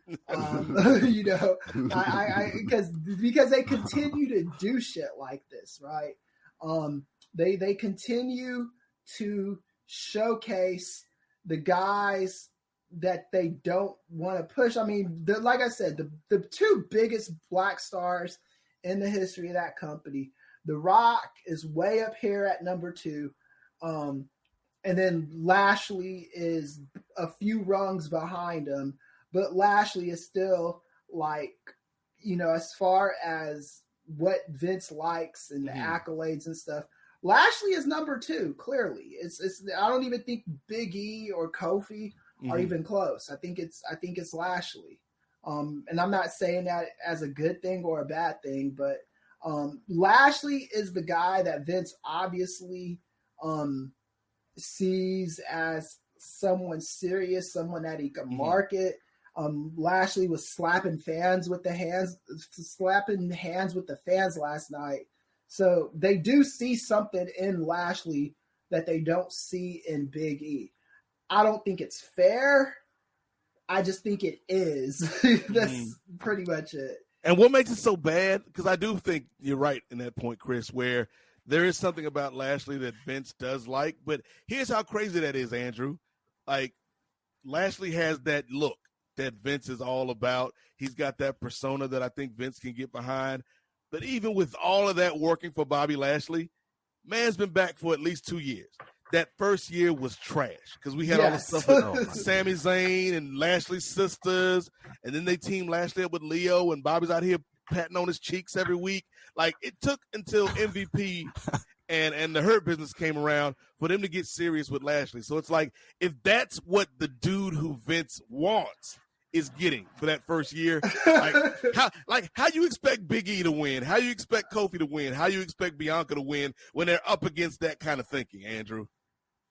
And the crazy thing is that whole like with the Paul, the MVP and Bobby Lashley like pairing and them being like a legit like item going forward. Of course, they were already thinking that, but that shit probably wouldn't even happen. And Paul Heyman didn't say anything about it because he was on the recently on the Ringer podcast and he dove all into that. And he like that dude fucking loves MVP. Like he loves MVP. Like he thinks the world of MVP as an on-screen talent, as a person. He was just talking about how he believes MVP was his successor, like to the next on-screen general manager and the evolution of where general managers. I mean, not general, but managers and on-screen valets and stuff. Like he feels that MVP is the evolution of like where that should go and how people should. Like it's in terms of valets, he really believes that MVP made himself a part of Bobby Lashley. Like there is no seeing Bobby Lashley without MVP. There is no seeing MVP without Bobby Lashley. And when they're not together, the shit just doesn't work. Like they need to be together in order for the like the whole act to be complete. And I again, just to touch on what you were saying about Lashley, like I do think that is just a situation of like that's what Vince likes. Like Lashley has a legit background at NCAA, hella credential to, well earned. You know what I'm saying? Dude has like a very, very legit background, and maybe that's just what Vince likes from a marketing standpoint, as far as with him over a Kofi or a Big E and stuff. But yeah, man, like I think even with Lashley, like I think I want to say that. Well, no, I'm not even. Because I don't think that's true. I don't think that they view him on the level of a, like how they treat Roman and how they treat Brock and shit. I think they treat him. He's a rung. He's a rung underneath them, though. He's not like 20 rungs underneath. Right. Them, like exactly. He's right below them. Exactly. I think that's it. It's not like a big gap, but that gap is there as far as like how he gets treated, opposed to like a Brock and a Roman and stuff like that. But yeah, man, Bobby Lashley, like it took a long ass time, like you said, Nate. Like he came, it's been 4 years since he came back, and like that first stretch was a rough one. It definitely was. They had that man doing this. Like it seems like WWE, they always do this like weird ass thing, but like they like to test people. It seems like to see how much you can take. Like before they finally give you the big thing. Like I remember we was even joking after Bianca lost, not joking about her losing the title, but like joking about like how they like to test people and shit like that, like to see, hey, if they have a big, let's see how they they looking when they come through the curtain, or let's see how they got an attitude problem, how they conduct themselves in interviews. And I remember we was even crediting Bianca when she did that interview, she did that interview like fucking like 4 hours after she lost the title, and she was very professional. You know what I'm saying? You know, I had a good time. You know, it was good to see Becky. Yada yada yada. You know what I'm saying? She doing the smart thing. You know what I'm saying? What she should do, you know, unless she want, you know, some type of like repercussions or, you know, whatever it may come from that, from speaking negatively. Yeah. But yeah, I just think that, you know, they like Lashley's look, they like what he presented, they like the way he wrestles, you know, they like most of the things about him, and I think that's why you sort of see, you know, even though we see something more in Kofi and Big E, like I think that they just, you know, Lashley is like their prototypical what they look for in some professional wrestlers. So, and it's sort of more in line of their vision of what a marquee talent is. Yeah, and the thing with Big E is a legitimate athlete too. Yes. It's not like it's not like he's a scrub in the gym and stuff like that. He played college football, power lifter, and all that stuff. He's got the accolades and credentials to back him up. It's just, I think Big E made the mistake of being funny. And when you look at Bobby Lashley outside the goofy shit that he never looked comfortable, but Big E looks comfortable being funny. The shit they were doing with Lashley in the beginning, it wasn't funny. No one ever took it seriously, and Bobby didn't even take it seriously, right? And it's easier. And Bobby Lashley doesn't look like a human being. He looks like some cyborg that was designed in a laboratory, right? So I think he's always gonna. Even as far as physical looks, he looks more impressive than Brock Lesnar. Brock Lesnar looks like a guy like Brock Lesnar is big and strong, but I don't think he has a diet he adheres to or whatever. Like Brock Lesnar is farm strong. Exactly. Like Bobby Lashley looks like a machine. This dude looks like he eats nothing but like chicken breast and rice and rice, and that's it, man. Just complex carbs and chicken breast. Motherfucker came out the womb with a weight. Yeah, like I saw this. I shook Bobby. When he was a baby, he was prepping meals in the little plastic containers. Meal prep. I shook Bobby Lashley's hand one time, and you ain't never been the same since. Yeah, it's like this dude is like feeling ain't never came back to that hand. Yeah, right. He's got like no fat on him at all. Like this, and he's like up in years, man. And it's not even like a steroid body, you know what I'm saying? Right. It's just something you haven't seen, and even still, you know, he's there's a ceiling for someone like a Lashley, but his ceiling even is still he like a year and a half ago, maybe I don't even know if it was that long ago. Like even still, he had to endure bad booking with Rusev and Lana. Right. Yeah. Like this brother came through a lot. Right. Yeah. He came out. They had that man. They had that man on TV with his eyebrows drawn on getting married to Lana. I was like, what the fuck is going on, bro? Yeah, man. But like, even when y'all remember that time? What was this? Had to be 2018 or 2019 when he pinned Roman at the Extreme Rules. Yes, I remember that. He beat Roman. He beat him clean. It wasn't no weird shit. It wasn't no he beat him clean. And I think a lot of people thought in that moment they was like, oh, here we go. Like it's about to, you know, they finally about to do it with last year. You know, they veered off, and then, you know, it took a minute. Then, you know, he had to, you know, get the title off the Miz. But like it just seemed like they took an unnecessarily long time for them to like finally get it right with Bobby Lashley. Yeah. But even that, I think that's just a credit to MVP also, like what he added to the act. Because I don't think this shit would be happening if MVP won beside him, bro. MVP has a presence. Like he legit has a presence. And I think that he just adds so much to the Lashley character and the overall presentation that he just enhances the overall thing. And what's crazy is they were doing that in Impact Wrestling, Andrew. Like Impact gave you the blueprint.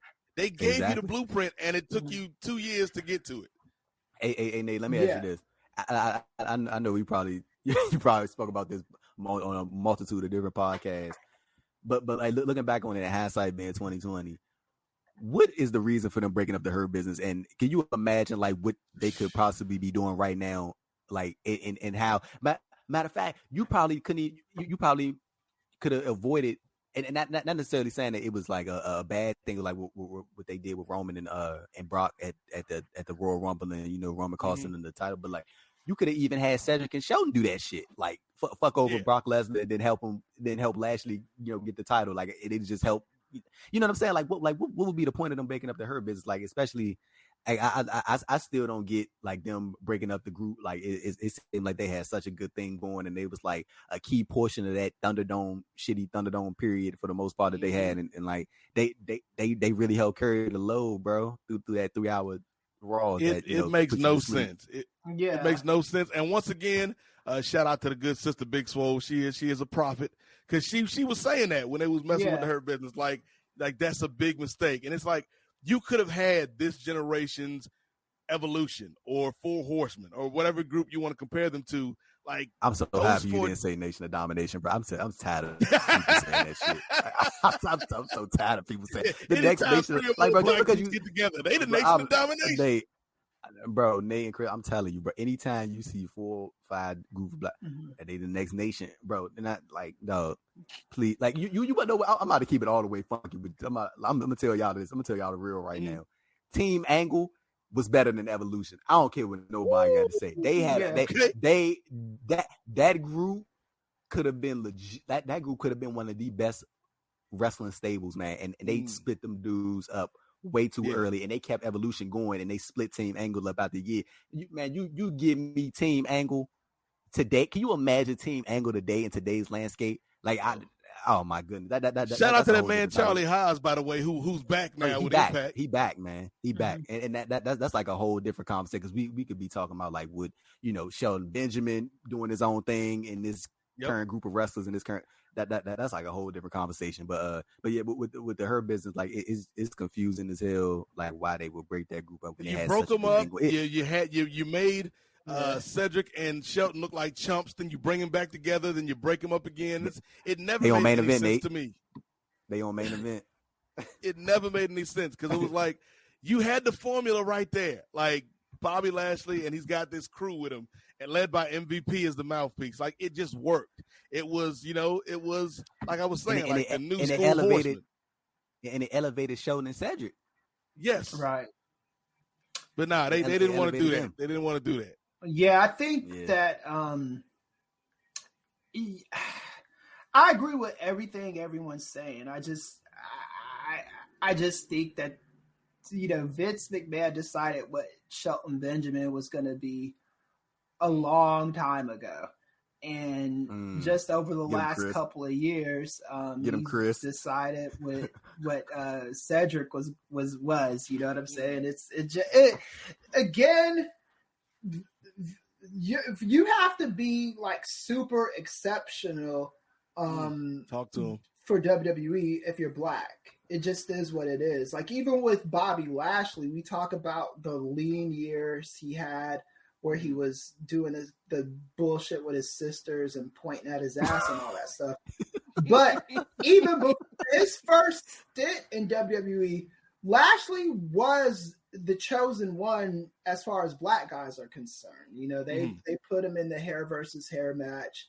When they were taking ECW seriously, he was going to be the face of that brand. Yeah.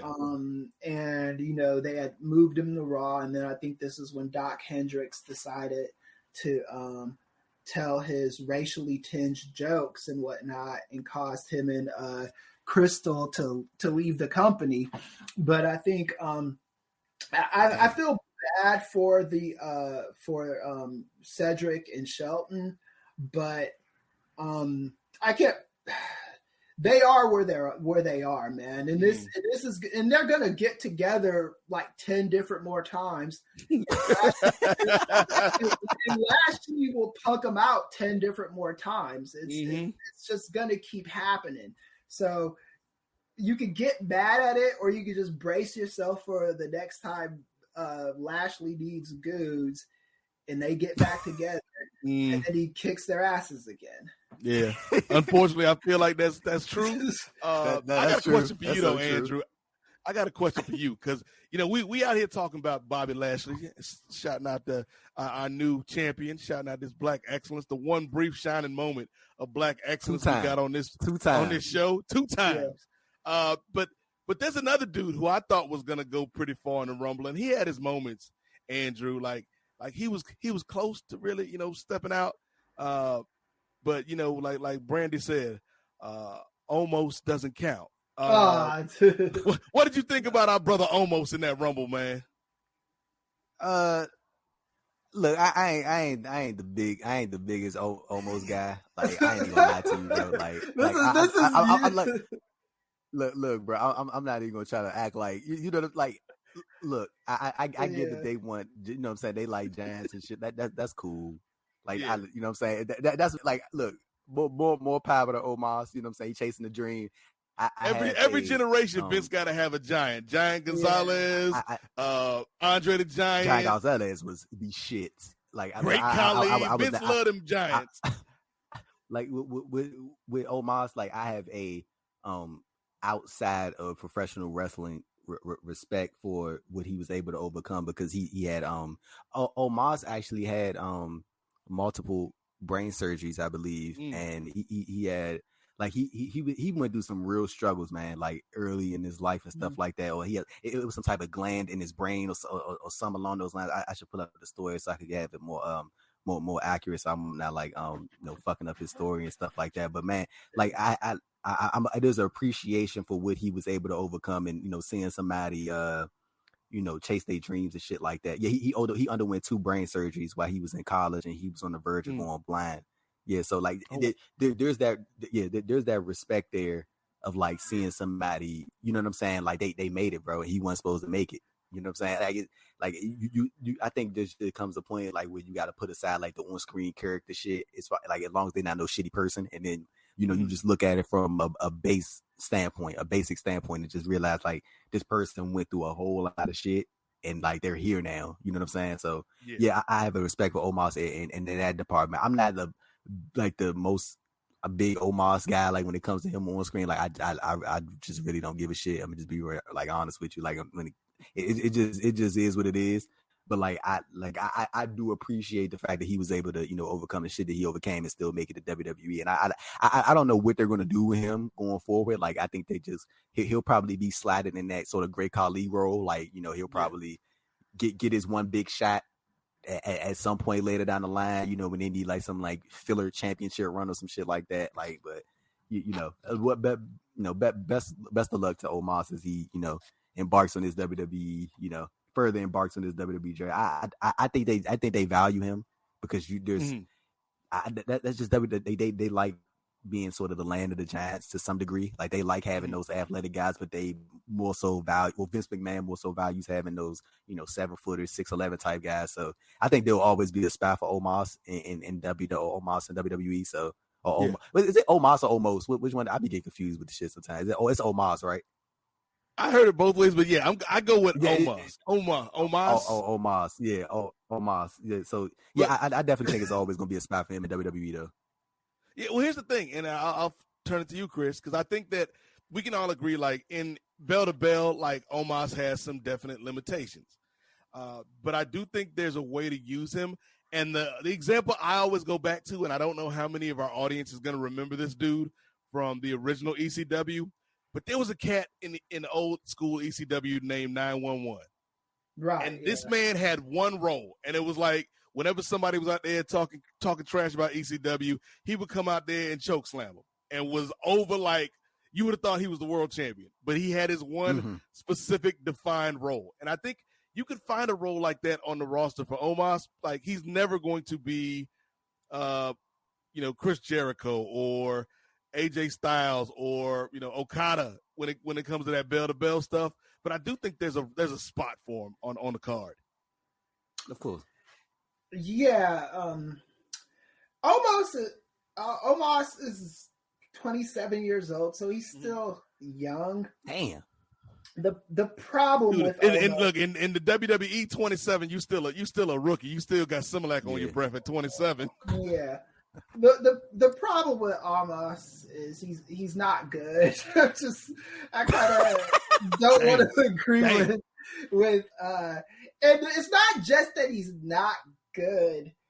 I just don't see him getting better. I thought when last year at WrestleMania, I was actually, he was one of the guys I liked the most. I remember saying that on the Place to Be Nation show that I was on the lookout for Omos, and I think his body is just too awkward for professional wrestling. I don't know if he'll ever become okay. Kris out here body shaming people. No, I didn't do that. I didn't do that. I just think he's too big for his own body. Right. They about to get Kris ass out of here. He's not. Look. Kris about to get a knock at his door, Andrew, and we open the door. All he gonna see is Omos's midsection. Like, I heard you been talking trash, dog. His body is not his the way he moves his body is not fluid enough. It's very much like Ali. Yeah, Kris, you think he's awkward? He's awkward. Yeah, I think he's just awkward in the ring. That's the best way I could say it, man. I don't know who can carry this guy to a good match. They just put him in there with AJ Styles. And that was not a good match. Well, we according to the Rumble last night, we probably about to get another 2-3 months of Omos and AJ. Yeah, maybe if you get another 2-3 months of AJ and Omos, maybe he'll learn how to wrestle. But the WWE has had some very talented, good big guys, and some very not so talented good guys. The thing with Omos is, of the 7 feet tall guys, he's probably the weakest one, and it almost kind of. Hold on, Kris. I agree with a lot of what you said, but we're not gonna disrespect that man like that. Omos is at least better than Giant Gonzalez. Come on, Kris. Come on, Kris. Don't do it to the brother, Kris. I'm not gonna say he's worse than Giant Gonzalez, but. His movement reminds me too much of Giant Gonzalez. That's the problem. It's like let's take Big Show for example, right? Big Show was never a great wrestler, but Big Show could always be that guy you needed him to be at any given time. And Big Show was more he was more athletic than Omos. He's got more personality than Omos. He's got more control of his 7 foot frame than Omos. And Omos is 7'3" tall, which is actually doesn't sound that much different from what Big Show is. He's about 6'11", 7 foot, but that's actually a huge difference, you know. Because it's 15 pounds for every inch, which your average weight is supposed to be, and I just think that I do think he might be going against Lashley at WrestleMania this year. They might either feed him to Lashley. Hold on now, Kris. Look, man, let's slow down, Kris. Stranger things have happened, man. But look, put it this way: if they do an elimination chamber and they put Omos in it, he's winning it. This might sound like a stupid question. Can he fit in the chamber? They'd have to make a specialized one for him. Yeah. And they'll probably play that big time, like he's too big for the chamber and stuff like that. Yeah. But but you want to know what, Kris? Go ahead. No, I was gonna say, like you mentioned an elimination chamber. If we all like sort of just spitballing ideas about how they could use Omos in an effective manner, or like have him have like a marquee moment, like an elimination chamber would be sort of like a good idea, because like you could sort of with the amount of things within the chamber that you can use, like as far as like different like the glasses and the tubes and shit like that, I think that's enough to sort of hide what he lacks. and you can just like have him just basically throwing everybody to fuck around and then just doing whatever he wants to do. Like, it don't have to be like a title situation. It could be like a number one contender type thing. But like, I think that would be an effective way to sort of demonstrate or sort of highlight Omos and like sort of hide the weaknesses that he does have, opposed to like throwing him out there one-on-one with AJ Styles, where AJ just like clearly fucking like, you know, light years in ring. You know, it's like the shit is not even like it's like noticeable. You know what I'm saying? So like I think that like, and especially like if you just had somebody that was around that like a Paul White who could have just, you know, helped him and got him along a little bit, like I think that would have been very, very key to the growth of Omos. Like I know Undertaker, you know, Mr. Blue Lives Matter over there was you know, he had some good things to say about Omos, and he really likes Omos, like he really does. So how about you know, get your old ass over there to the Performance Center and, you know, help him out. Like, he needs coach him up, like a Kane or a Big Show, somebody that's 7 feet or near 7 feet, to show him how to operate. But I do think, because they did this with Giant Gonzalez, they did everything under the sun to show him how to wrestle, and his body was just too big to be crisp in the ring. And that was the problem with Khali, except Khali could do that yell and the karate chop, and that's what they did. And Khali looks like an intimidating guy. Almost he looks kind of like a nice guy. You trying to say Omos looks sweet? You trying to call him a chump, Chris? No, I didn't say that. You were the first one to come with this Omos. I don't care about. There's a lot of almost slander on this show today. So, like, I'm trying to pass the blame to Chris. Right. I try my best. Almost, you hear what Chris been saying about you, man? Yeah. I try my best with the black wrestlers to look for something, but I can't. Like I said earlier, I can't affirmative action grade this guy, man. Because you can't grade it on the curve, Chris. No, I can't, man. I hope he gets better. I really, really do. I really do. Because like I said, I'm not talking about his. I'm sure he's good. I'm sure look how huge he is, man. I'm sure he could in the real life.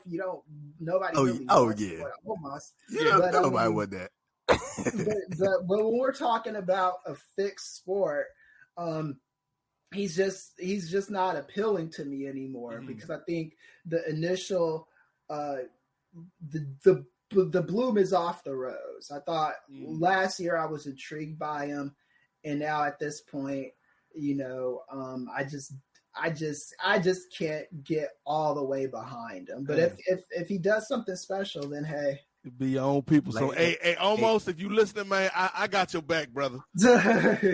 No, even when he was doing remember when he was doing the Raw Underground stuff, when he was like, oh yeah, you know, basically just like the door manager, and he was like basically bitching people like the whole time, like, you know, if Shane McMahon wasn't cool with him, Omos was just taking care of that. And even when like somebody would step out of line, he would like step in that role and be like, hey, you know, I take care of this. And like I felt like that was like a real nice spot for Omos, and you know, they scrapped that. But like I think the best way to utilize somebody like him is, dude, everybody is not going to be in there and turn into this fucking 5-star like classic wrestler. It's just not going to happen. So you got to utilize people to the best of their abilities. Omar is an intimidating athlete. You know what I'm saying? So you got to put him in situations where he can intimidate talents. Like maybe have him keep doing these enhancement matches for a little bit, have him just beat the shit out of some local talent, or you know what I'm saying? Like every once in a while, then like when you feel comfortable enough to where, you know, you want to throw him in there with one of your more experienced talents, then you do that. I feel like them trying to like just like right out the like just trying to throw him to the wolves and like sort of like a single swim type situation, just like how they doing with the NXT 2.0 talents. Like they doing that shit with them. Like they just, hey, look, if we put on y'all on TV, if you do good, you gonna keep being on TV. If you don't, I keep training. And like I feel like with Omos, man, like I feel like you need to sort of nurture him a little bit more. Like you need to sort of bring him up just a little bit more, so he can keep, you know, sort of find his groove a little bit. But I don't think him being like this consistent in-ring performer is going to be like his thing. I think you need to sort of pick your spots with him. Like he can be sort of that. Matter of fact, you got somebody like that, bro, treat him like a fucking attraction. Treat him like an attraction talent. You know what I'm saying? Treat him like he don't gotta wrestle every single week. He don't gotta be on TV every single week. Right. Treat him like a big deal. Like it's professional wrestling, like Kris said. Like, dude, you can make anybody, mostly anybody, a big deal if you present them like a big deal, and the fans will follow suit. Look. And I'm just using this as an example, right? Look at Orange Cassidy, right? Yep. People, there are certain people who really like look at Orange Cassidy as like a big fucking deal, and he is like presentation wise. But I'm talking about like people. If Orange Cassidy was be thrown in the AEW World Title picture in a couple of months, nobody wouldn't say shit. You know what I'm saying? Because that's just how he's presented. And like when you look at like a talent like, I think Omos could sort of be in that same position, but you got to treat him as such. You got to treat him like an attraction. You got to treat him like he's like a.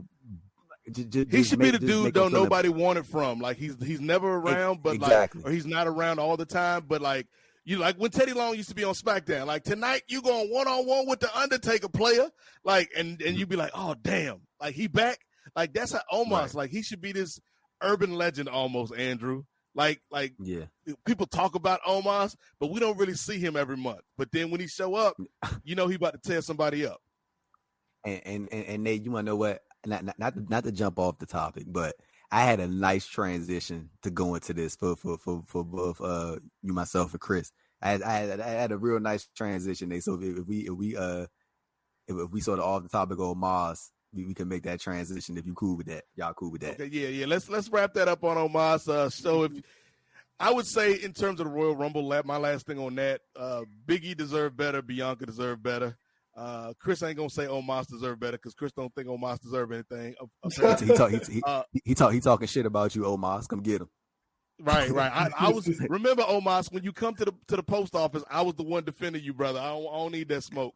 But yeah, like so. That's our thoughts on the Royal Rumble. Where you trying to go next, Andrew? So we was talking about people. We was talking about Omos improving, getting better.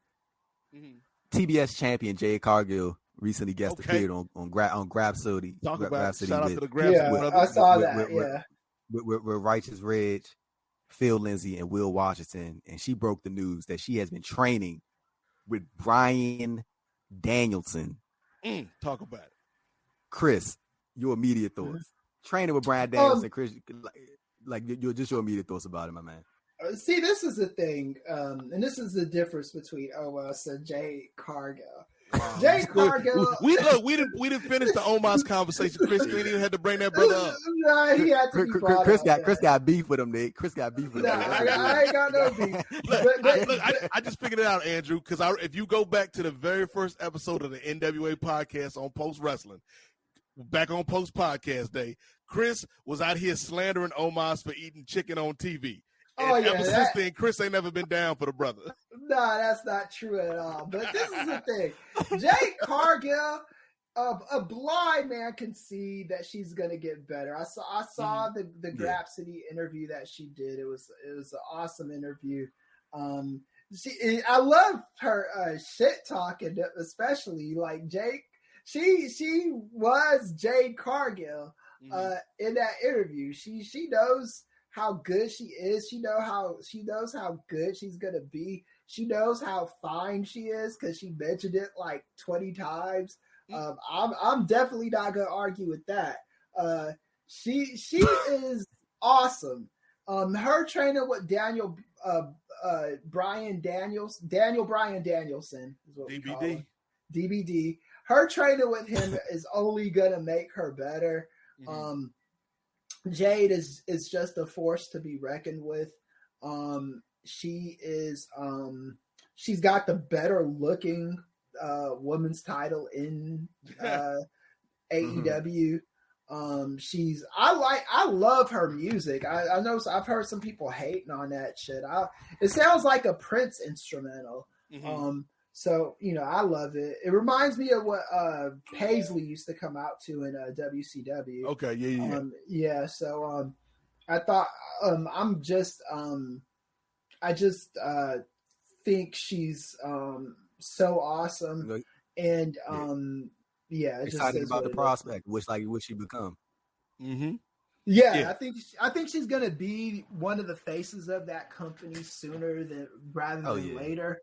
I do think within the calendar year, AEW is gonna overtake Raw in the overall ratings at least once, because and I'm not even talking about the episodes that are about to air on Sci-Fi. I think they're gonna get to a point.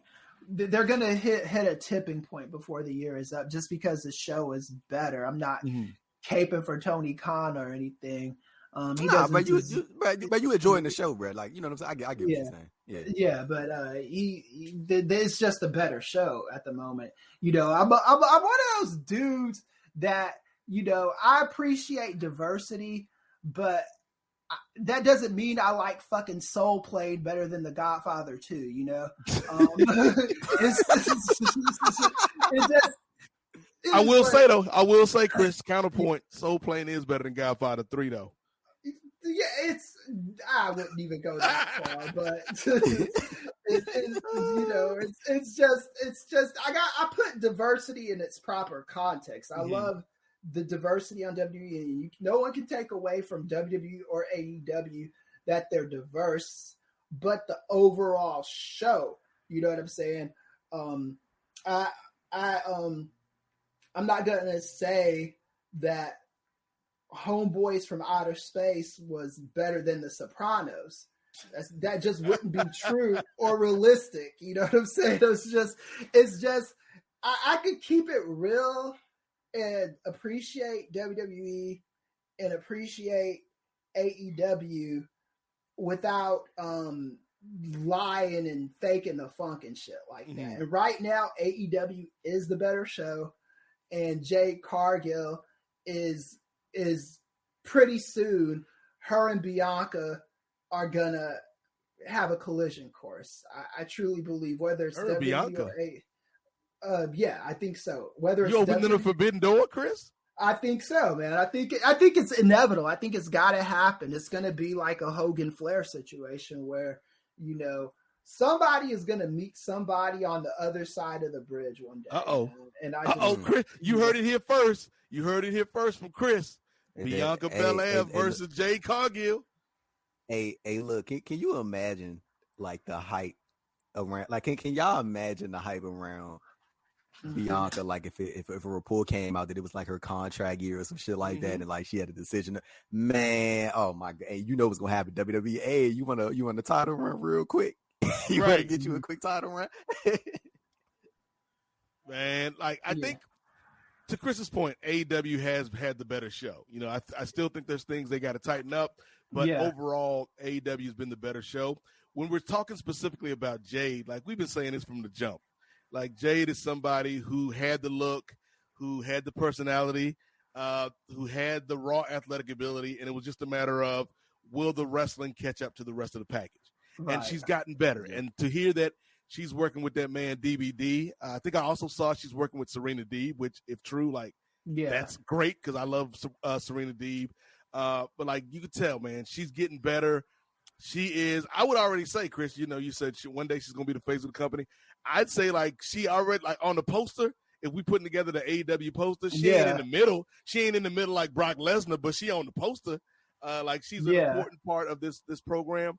So yeah, I think that Jade is somebody who is a can't miss prospect, and there's not too many of those, but when you get one, you need to maximize their time with your company. And I think so far she's been doing a great job on AEW. I wouldn't be surprised, Andrew, if in the future, maybe even the near future, we get the Jade Cargill babyface turn, because people love Jade, man, and it's hard to boost somebody you love. She's not really even a heel right now, you know. She's just someone that knows. She doesn't really. She doesn't. You know, she's just someone who's just awesome and fine, and just, you know, does what she does. I also wanted to do something a little different on the NWA podcast.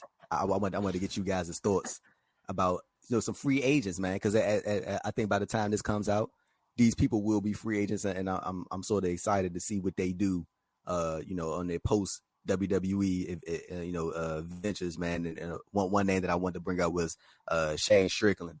And he's been doing he has been announced for a whole lot of stuff, man. Like he got the Revolver Pro Wrestling Revolver promotion. They have a whole show based on this man's return. And I think it's called Swerve's House. That's the name of the show. And he's got some dates lined up for Progress. Dude's going to be over there and determine his show in February.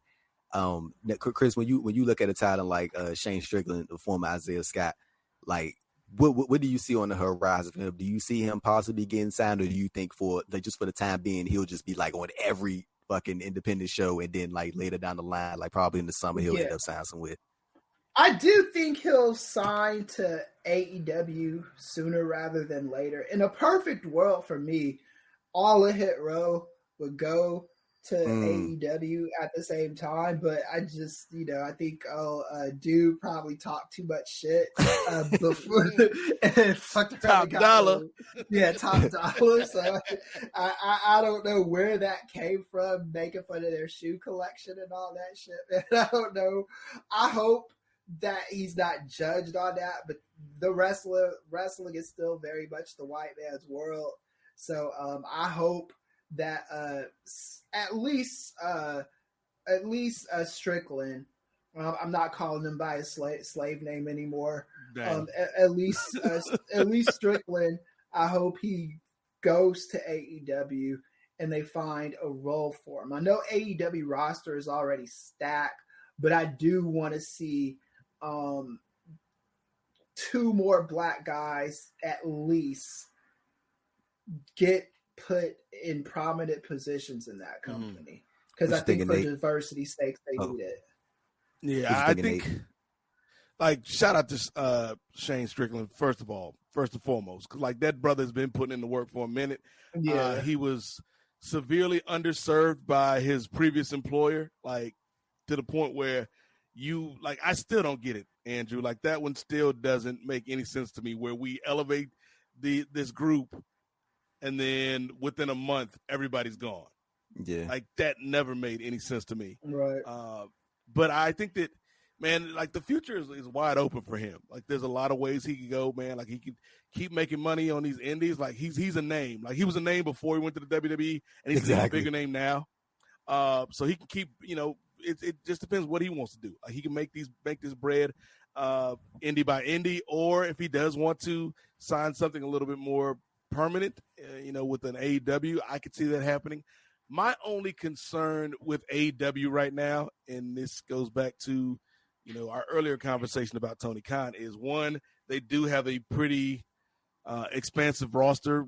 Yeah. In relation to the amount of TV time they have, because it's not like WWE. Like WWE has like 5, 6, 7 hours worth of TV every week versus 3 for AEW. So I do think that could be an issue, because when you got a lot of people in your upper mid-card / main event scene, it can be hard to juggle everybody and give everybody the fair amount of time. But you'd have to be an idiot to not make money with Shane Strickland. And I don't think Tony Khan is an idiot, despite his tweet on New Year's Eve. He was probably sipping on some of that Hennessy. But I think Tony Khan would find a way to make Shane Strickland work with that company. And Tony Khan, the AEW, they don't just have a stacked roster. They have a stacked roster of good talent. Their roster is so stacked that a guy like Jon Moxley could be off of TV for like 2-3 months, and the show goes on. And then when he comes back, you're thinking, oh yeah, Jon Moxley's been missing. I love that guy. It's not like you're complaining about him not being on TV every week. You know what I'm saying? And that's a good problem to have if you're AEW.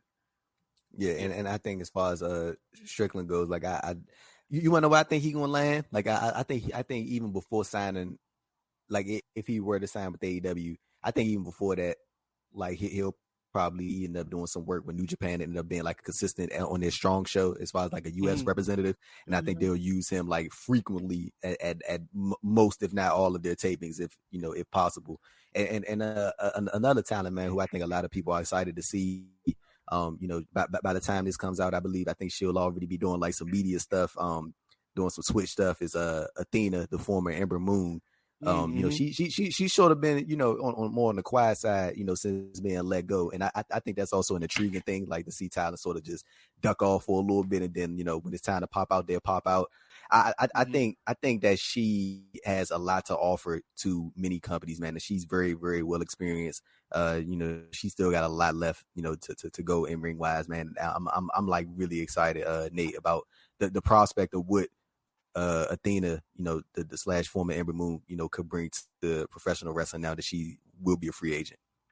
Yeah, I think she's really talented. She's kind of in that class of the young veteran. And what I mean by that, Andrew, is like about 5-10 years ago, like there was this group of women that primarily were on the indies, that primarily worked like Shimmer and WSU when WSU was popping. Like there was a crop of really strong talent, and you know we still see a lot of those talents to this day. You know, people like Jessica Havoc, people like Rosemary, like that kind of era of women, and Ember Moon is right up in there with them.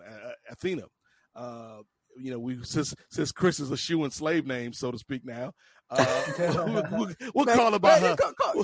Yeah, you call her Ember Moon, man. No, don't listen to Kris, bro. You call her Ember Moon. I ain't never calling her Ember Moon, bro. Once you lose ties to WWE, I'm done calling you by that name. You know, it's just Athena is what she's going to be branded as from here on out. That's her name. That's what she's going to go by. That's where she's going to make the grunt of her money in the future. Probably the most money she's ever made in her life is going to be under the name Athena. So I can't get with the Ember Moon anymore. Damn. So yeah, I think she's gonna be somebody that a lot of people are gonna be taking a look at. And I think that's kind of the cool thing. You know, we talked about it a little bit when we were talking about Shane Strickland, Andrew, but right now it's not a this or that conversation. Whether it's you're only going to WWE or AEW. Like there's a lot of options, you know, in terms of like the N.W.A. We haven't talked about them a lot this on this show. Like I think the N.W.A. been doing some good things. I think that Impact, their women's roster may be the best in the game right now. Question mark. Like they certainly in the conversation. She'd be a nice addition to them. Yeah, like I think she could stand out in Impact. So like everybody's not going to go to AEW, everybody that is a free agent, so to speak. Right. But I think if you're a company particularly looking to bolster your women's roster, Athena would be somebody that would be on my short list because she's got that look that's ready for TV. She's good in the ring. You know, we didn't get a lot of her promo ability in the WWE, but she could talk. So yeah, she would be somebody that I'd be looking at. Right. Yeah. I love Athena. I think she's gonna make noise wherever she goes. And I hope she I hope she gets to do it on the biggest stage. In this case, the AEW thing, they actually do need a couple more women. I still think their women's division is still not what it's not up there with WWE's women's division or even Impact's. I think AEW has the weakest of the three. Only reason is because Brandy Rhodes ain't wrestling every week, Kris. Right. Brandy, I'm going in. I love that song, man. If Brandy was wrestling every week, man, they had a top division in the game, man. Brandy Rhodes. You want y'all ain't saying that the Brandy Rhodes agenda is in full effect on AEW Dark Elevation. She wrestling every week. She on that show. Oh damn! I'm telling y'all right now, the Brandy Rhodes agenda is in full effect, and she's going to be champion with it by this summer. She racking up the dubs on AEW Dark. I'm telling y'all. Remember, I said this Brandy Rhodes is going to be an AEW Women's Champion. And just last night, like the night of the Royal Rumble, Brandy had a little back and forth on Twitter with Jade. Oh yeah, I saw that. Unfinished business. Don't put that evil out in this world, Nate. Bringing it back, Andrew. Don't do it. Don't do it, Nate. Running it back. Don't do it. Yeah. Look, Brandy is still the number one interview that I want to get on this show. So I will not be. I think Brandy would be fascinating to talk to. Man. I think she's the most fascinating person to talk to. She would, but she has a very unique perspective within AEW from like looking at it from like somebody that was there from the ground up. Like she has a lot of insight, and then you can also speak to sort of like that sort of the negativity that she receives. Some of it, I would say, probably most of it is like kind of unwarranted, and like it's like a little bit extra. But for the most part, like her being in that position, and like people sort of like even when I think people sort of assume that she has more power than what she does, but also I think that also comes from from the get-go with them saying, AEW is going to be this and that, and it's going to be all types of, different things. And I think that all, like, what I'm saying? I think it's just a like a whole coffee pot type, different type of things. And like, so I think it'll be very interesting to hear Brandy's, perspective. Like, just like, I'm talking about like just a real deep dive interview, bro. Like, where it's just like everything is just out on the table. I think that'd be like probably one of the most interesting interviews that you'll probably hear in wrestling. What we saying, Kris, we gonna need you to, you the professional one here. I'm gonna need you to work these back channels, talk to the right people. Yeah, get Brandy Rhodes on the NWA podcast. Here, I tweet her at least once a week, asking her to do the show, man, because I don't know if she thinks I'm clouded or what, but Brandy is somebody that just being a executive and a black executive in wrestling, a black female executive, like there's so many layers to what Brandy has to do day to day in that company. Right, man, and just kind of like the online hate that she gets, the online love that she gets. You know what I'm saying? My girlfriend loves Rhodes to the Top. I'm usually done watching AEW once it goes off, but my girlfriend's like, oh, leave it here. She likes that show. So she has tapped into something.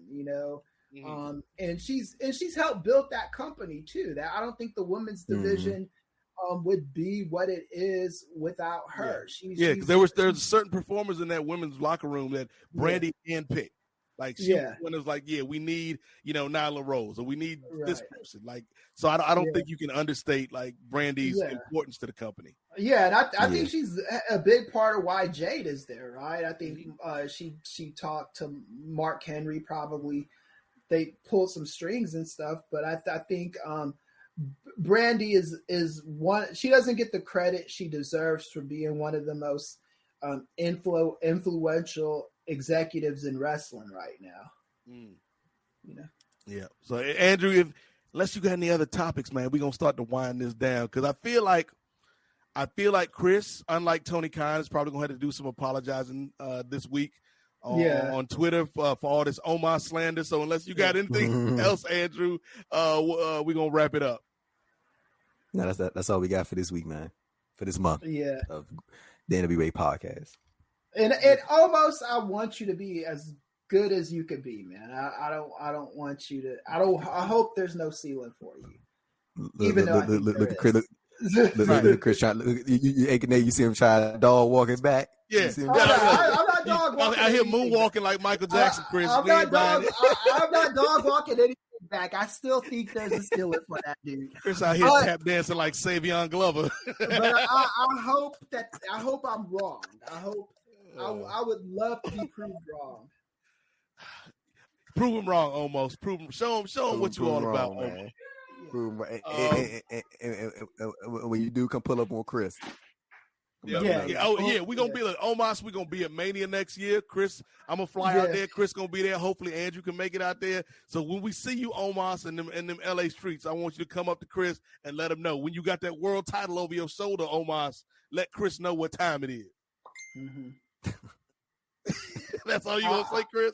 Look, I'll bow down if he becomes like organically. If he becomes a good wrestler, I will bow down to this guy. Not force fed, but if he becomes somebody that I enjoy seeing on TV, or all of us collectively enjoy seeing on TV, I'm got no problem with admitting I'm wrong, man. Yo, Andrew, Kris in one episode of the NWA podcast has made me more invested in Omos' success than anything they've shown us on TV so far. Like, I want this brother to be the best wrestler in the world now. Yeah. Kris put like some fire in us to like want to see Omos succeed. So I think that's a cool thing, man. So yeah, shout, just to spite Kris. Anybody, just to spite Kris, man. Shout out to that brother Kris, man. Good brother Kris, of course. Lighting the fire under Omos. But yeah, now for like I think that there is a possibility for Omos to be like sort of reach the level that people like to where he can be a constant in-ring performer that people don't go in their phones and shit like when it's time for him to wrestle. Like I think there's a possibility for that to happen. Will it happen? We don't know. Like so.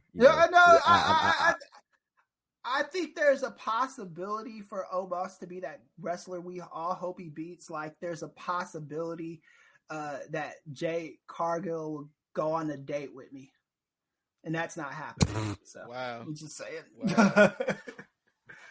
Wow. Hey, Nate, it's time to get to the what's Kris beef with Omos? They can't swipe a run in the past. Like I've seen this guy for a few years now. I think it's done. Damn, he's done. Done. I think it's done. Man been wrestling 2 years, Kris. He done.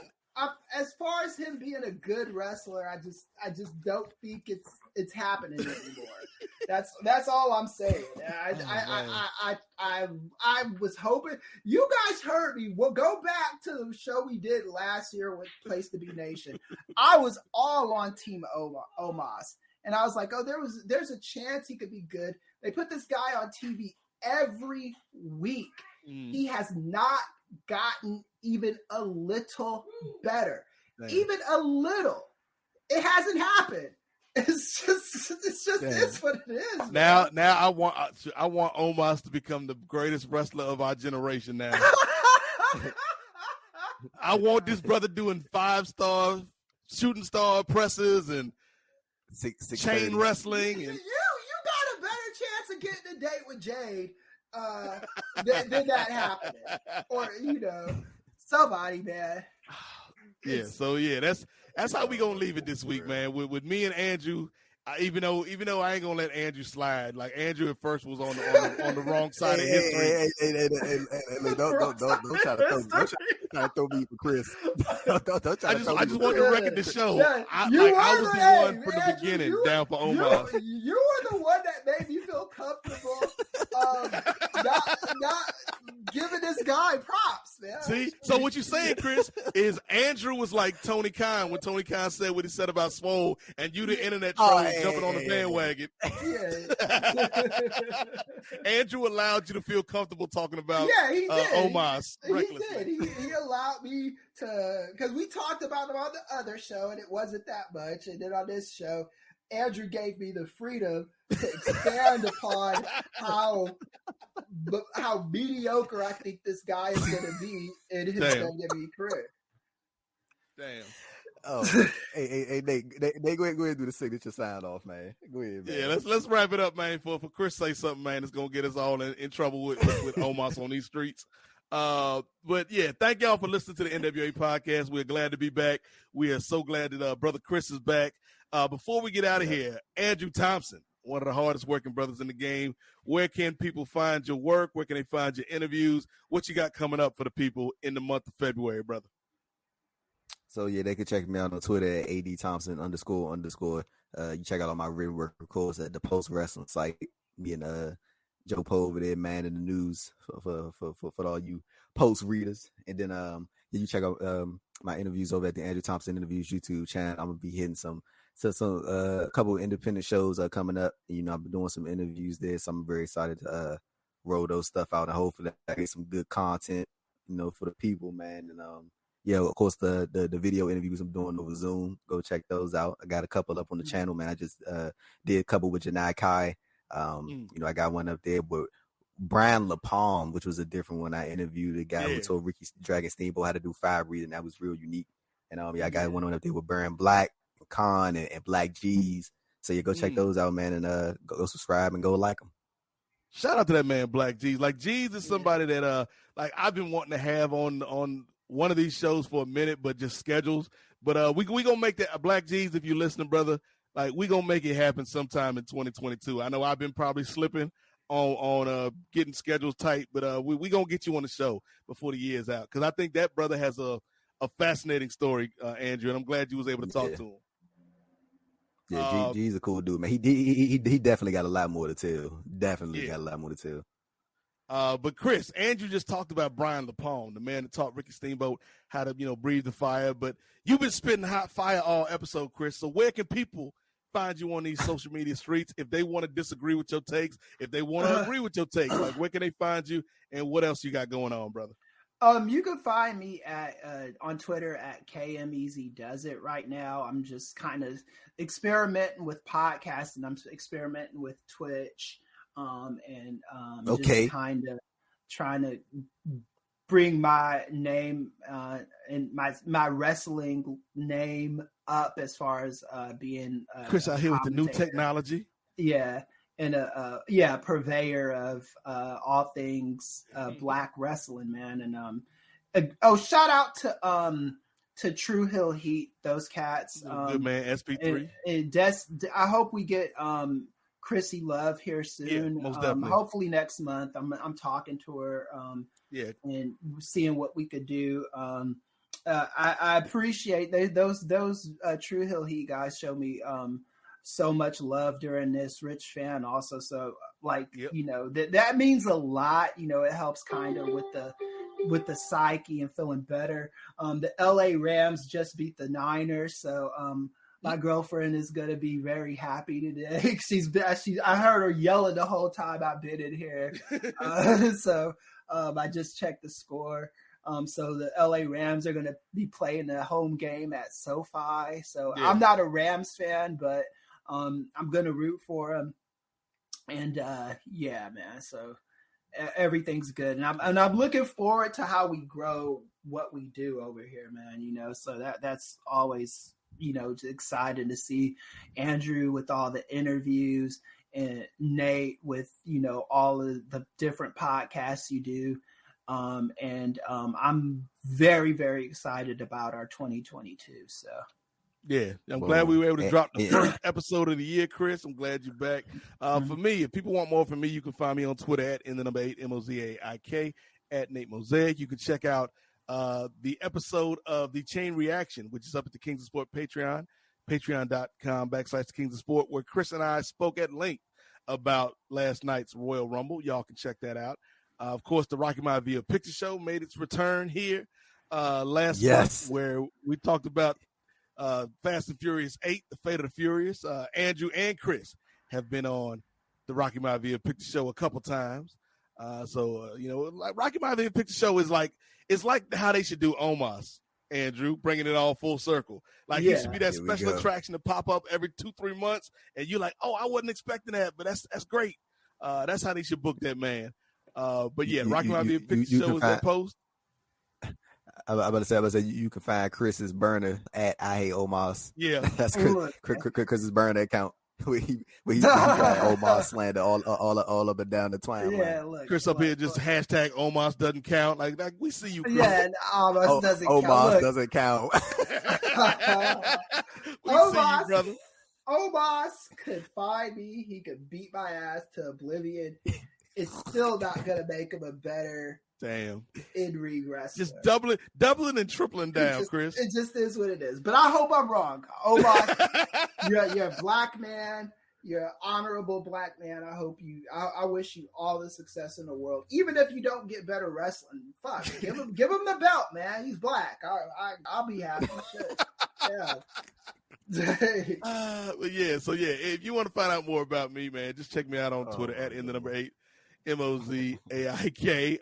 That's it for this edition of the NWA Podcast. Want to send a shout out to John Pollock and Wei Ting, the proprietors of Post Wrestling, for all the support they've given to the show. Want to thank y'all for listening to the show. We appreciate it. And again, send us feedback on the forums or on Twitter, and we can continue the conversation there. And finally, want to give a shout out to that good man, Righteous Reg, who gave us that theme. that y'all hear each and every week. So that's gonna do it, fellas. We made it through. Unlike our sister Sasha Banks, who came in at number 1 and was eliminated shortly thereafter, we made it through the whole way. We went wire to wire, y'all. Just dug it on Sasha Banks and dug it on Omos. What's going on? What we doing, man? What we doing? Chris, this is your fault. This is your fault, Chris. This is Chris' fault. I'll take Chris opened the door. Right. You opened the forbidden door and me and Andrew had to walk through it. It's your fault, Chris. Right. We doing this in February, my guy? We doing this in February? Slandering the black man in Black History, but I can't believe you, Chris. I can't believe you, Chris. Now, see, if there are any Omar stands out there, you know who you heard what he said. At KMES does it. If there's any Omar stands who want beef, you know who to go to. That's all I'm saying. You know who want to smoke. Chris is here and he want to smoke from the Omos fans, from Omos Nation. Hey, Nate, in all seriousness though, if there's people in there like that could just know that Chris be reading these YouTube comments, so you better watch what you say because he on your neck. Yeah. Chris stay on these comments. Chris got time for the comments. Like, yo, I go back and look at the video and I see Chris is having full conversations with these folks in the comments. So don't think you can talk slick or you can talk sweet to Chris and he ain't gonna see it. But yeah, thank y'all for listening, man. We appreciate each and every one of y'all. Happy Black History Month, and we're gonna do it again next month. So for Chris, for Andrew, I am the Godfather Nate Milton, and remember, the revolution may not be televised, but it damn sure will be podcast. See y'all next month. The views and expressions, you know the rest, it's pod excellence, get the message. Advocates for Nubian wrestling, you're listening to the best again. Black wrestling in the ring, we invested in. Nubian kings and queens, we invested in. It's for the culture and we reppin' it. It's for the culture and we reppin' it.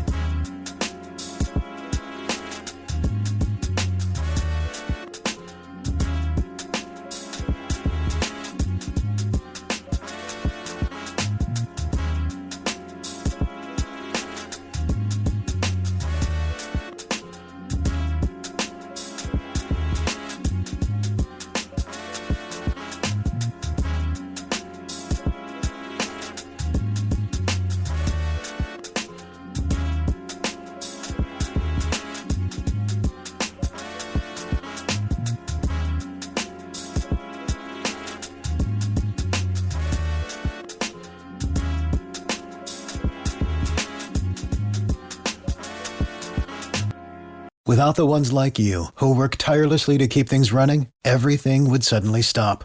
Hospitals, factories, schools, and power plants, they all depend on you. No matter the weather, emergency, or time of day, you're the ones who get it done. At Grainger, we're here for you 24/7, with supplies and solutions for every industry, and access to product specialists ready to help. Call, click Grainger.com, or just stop by. Grainger, for the ones who get it done.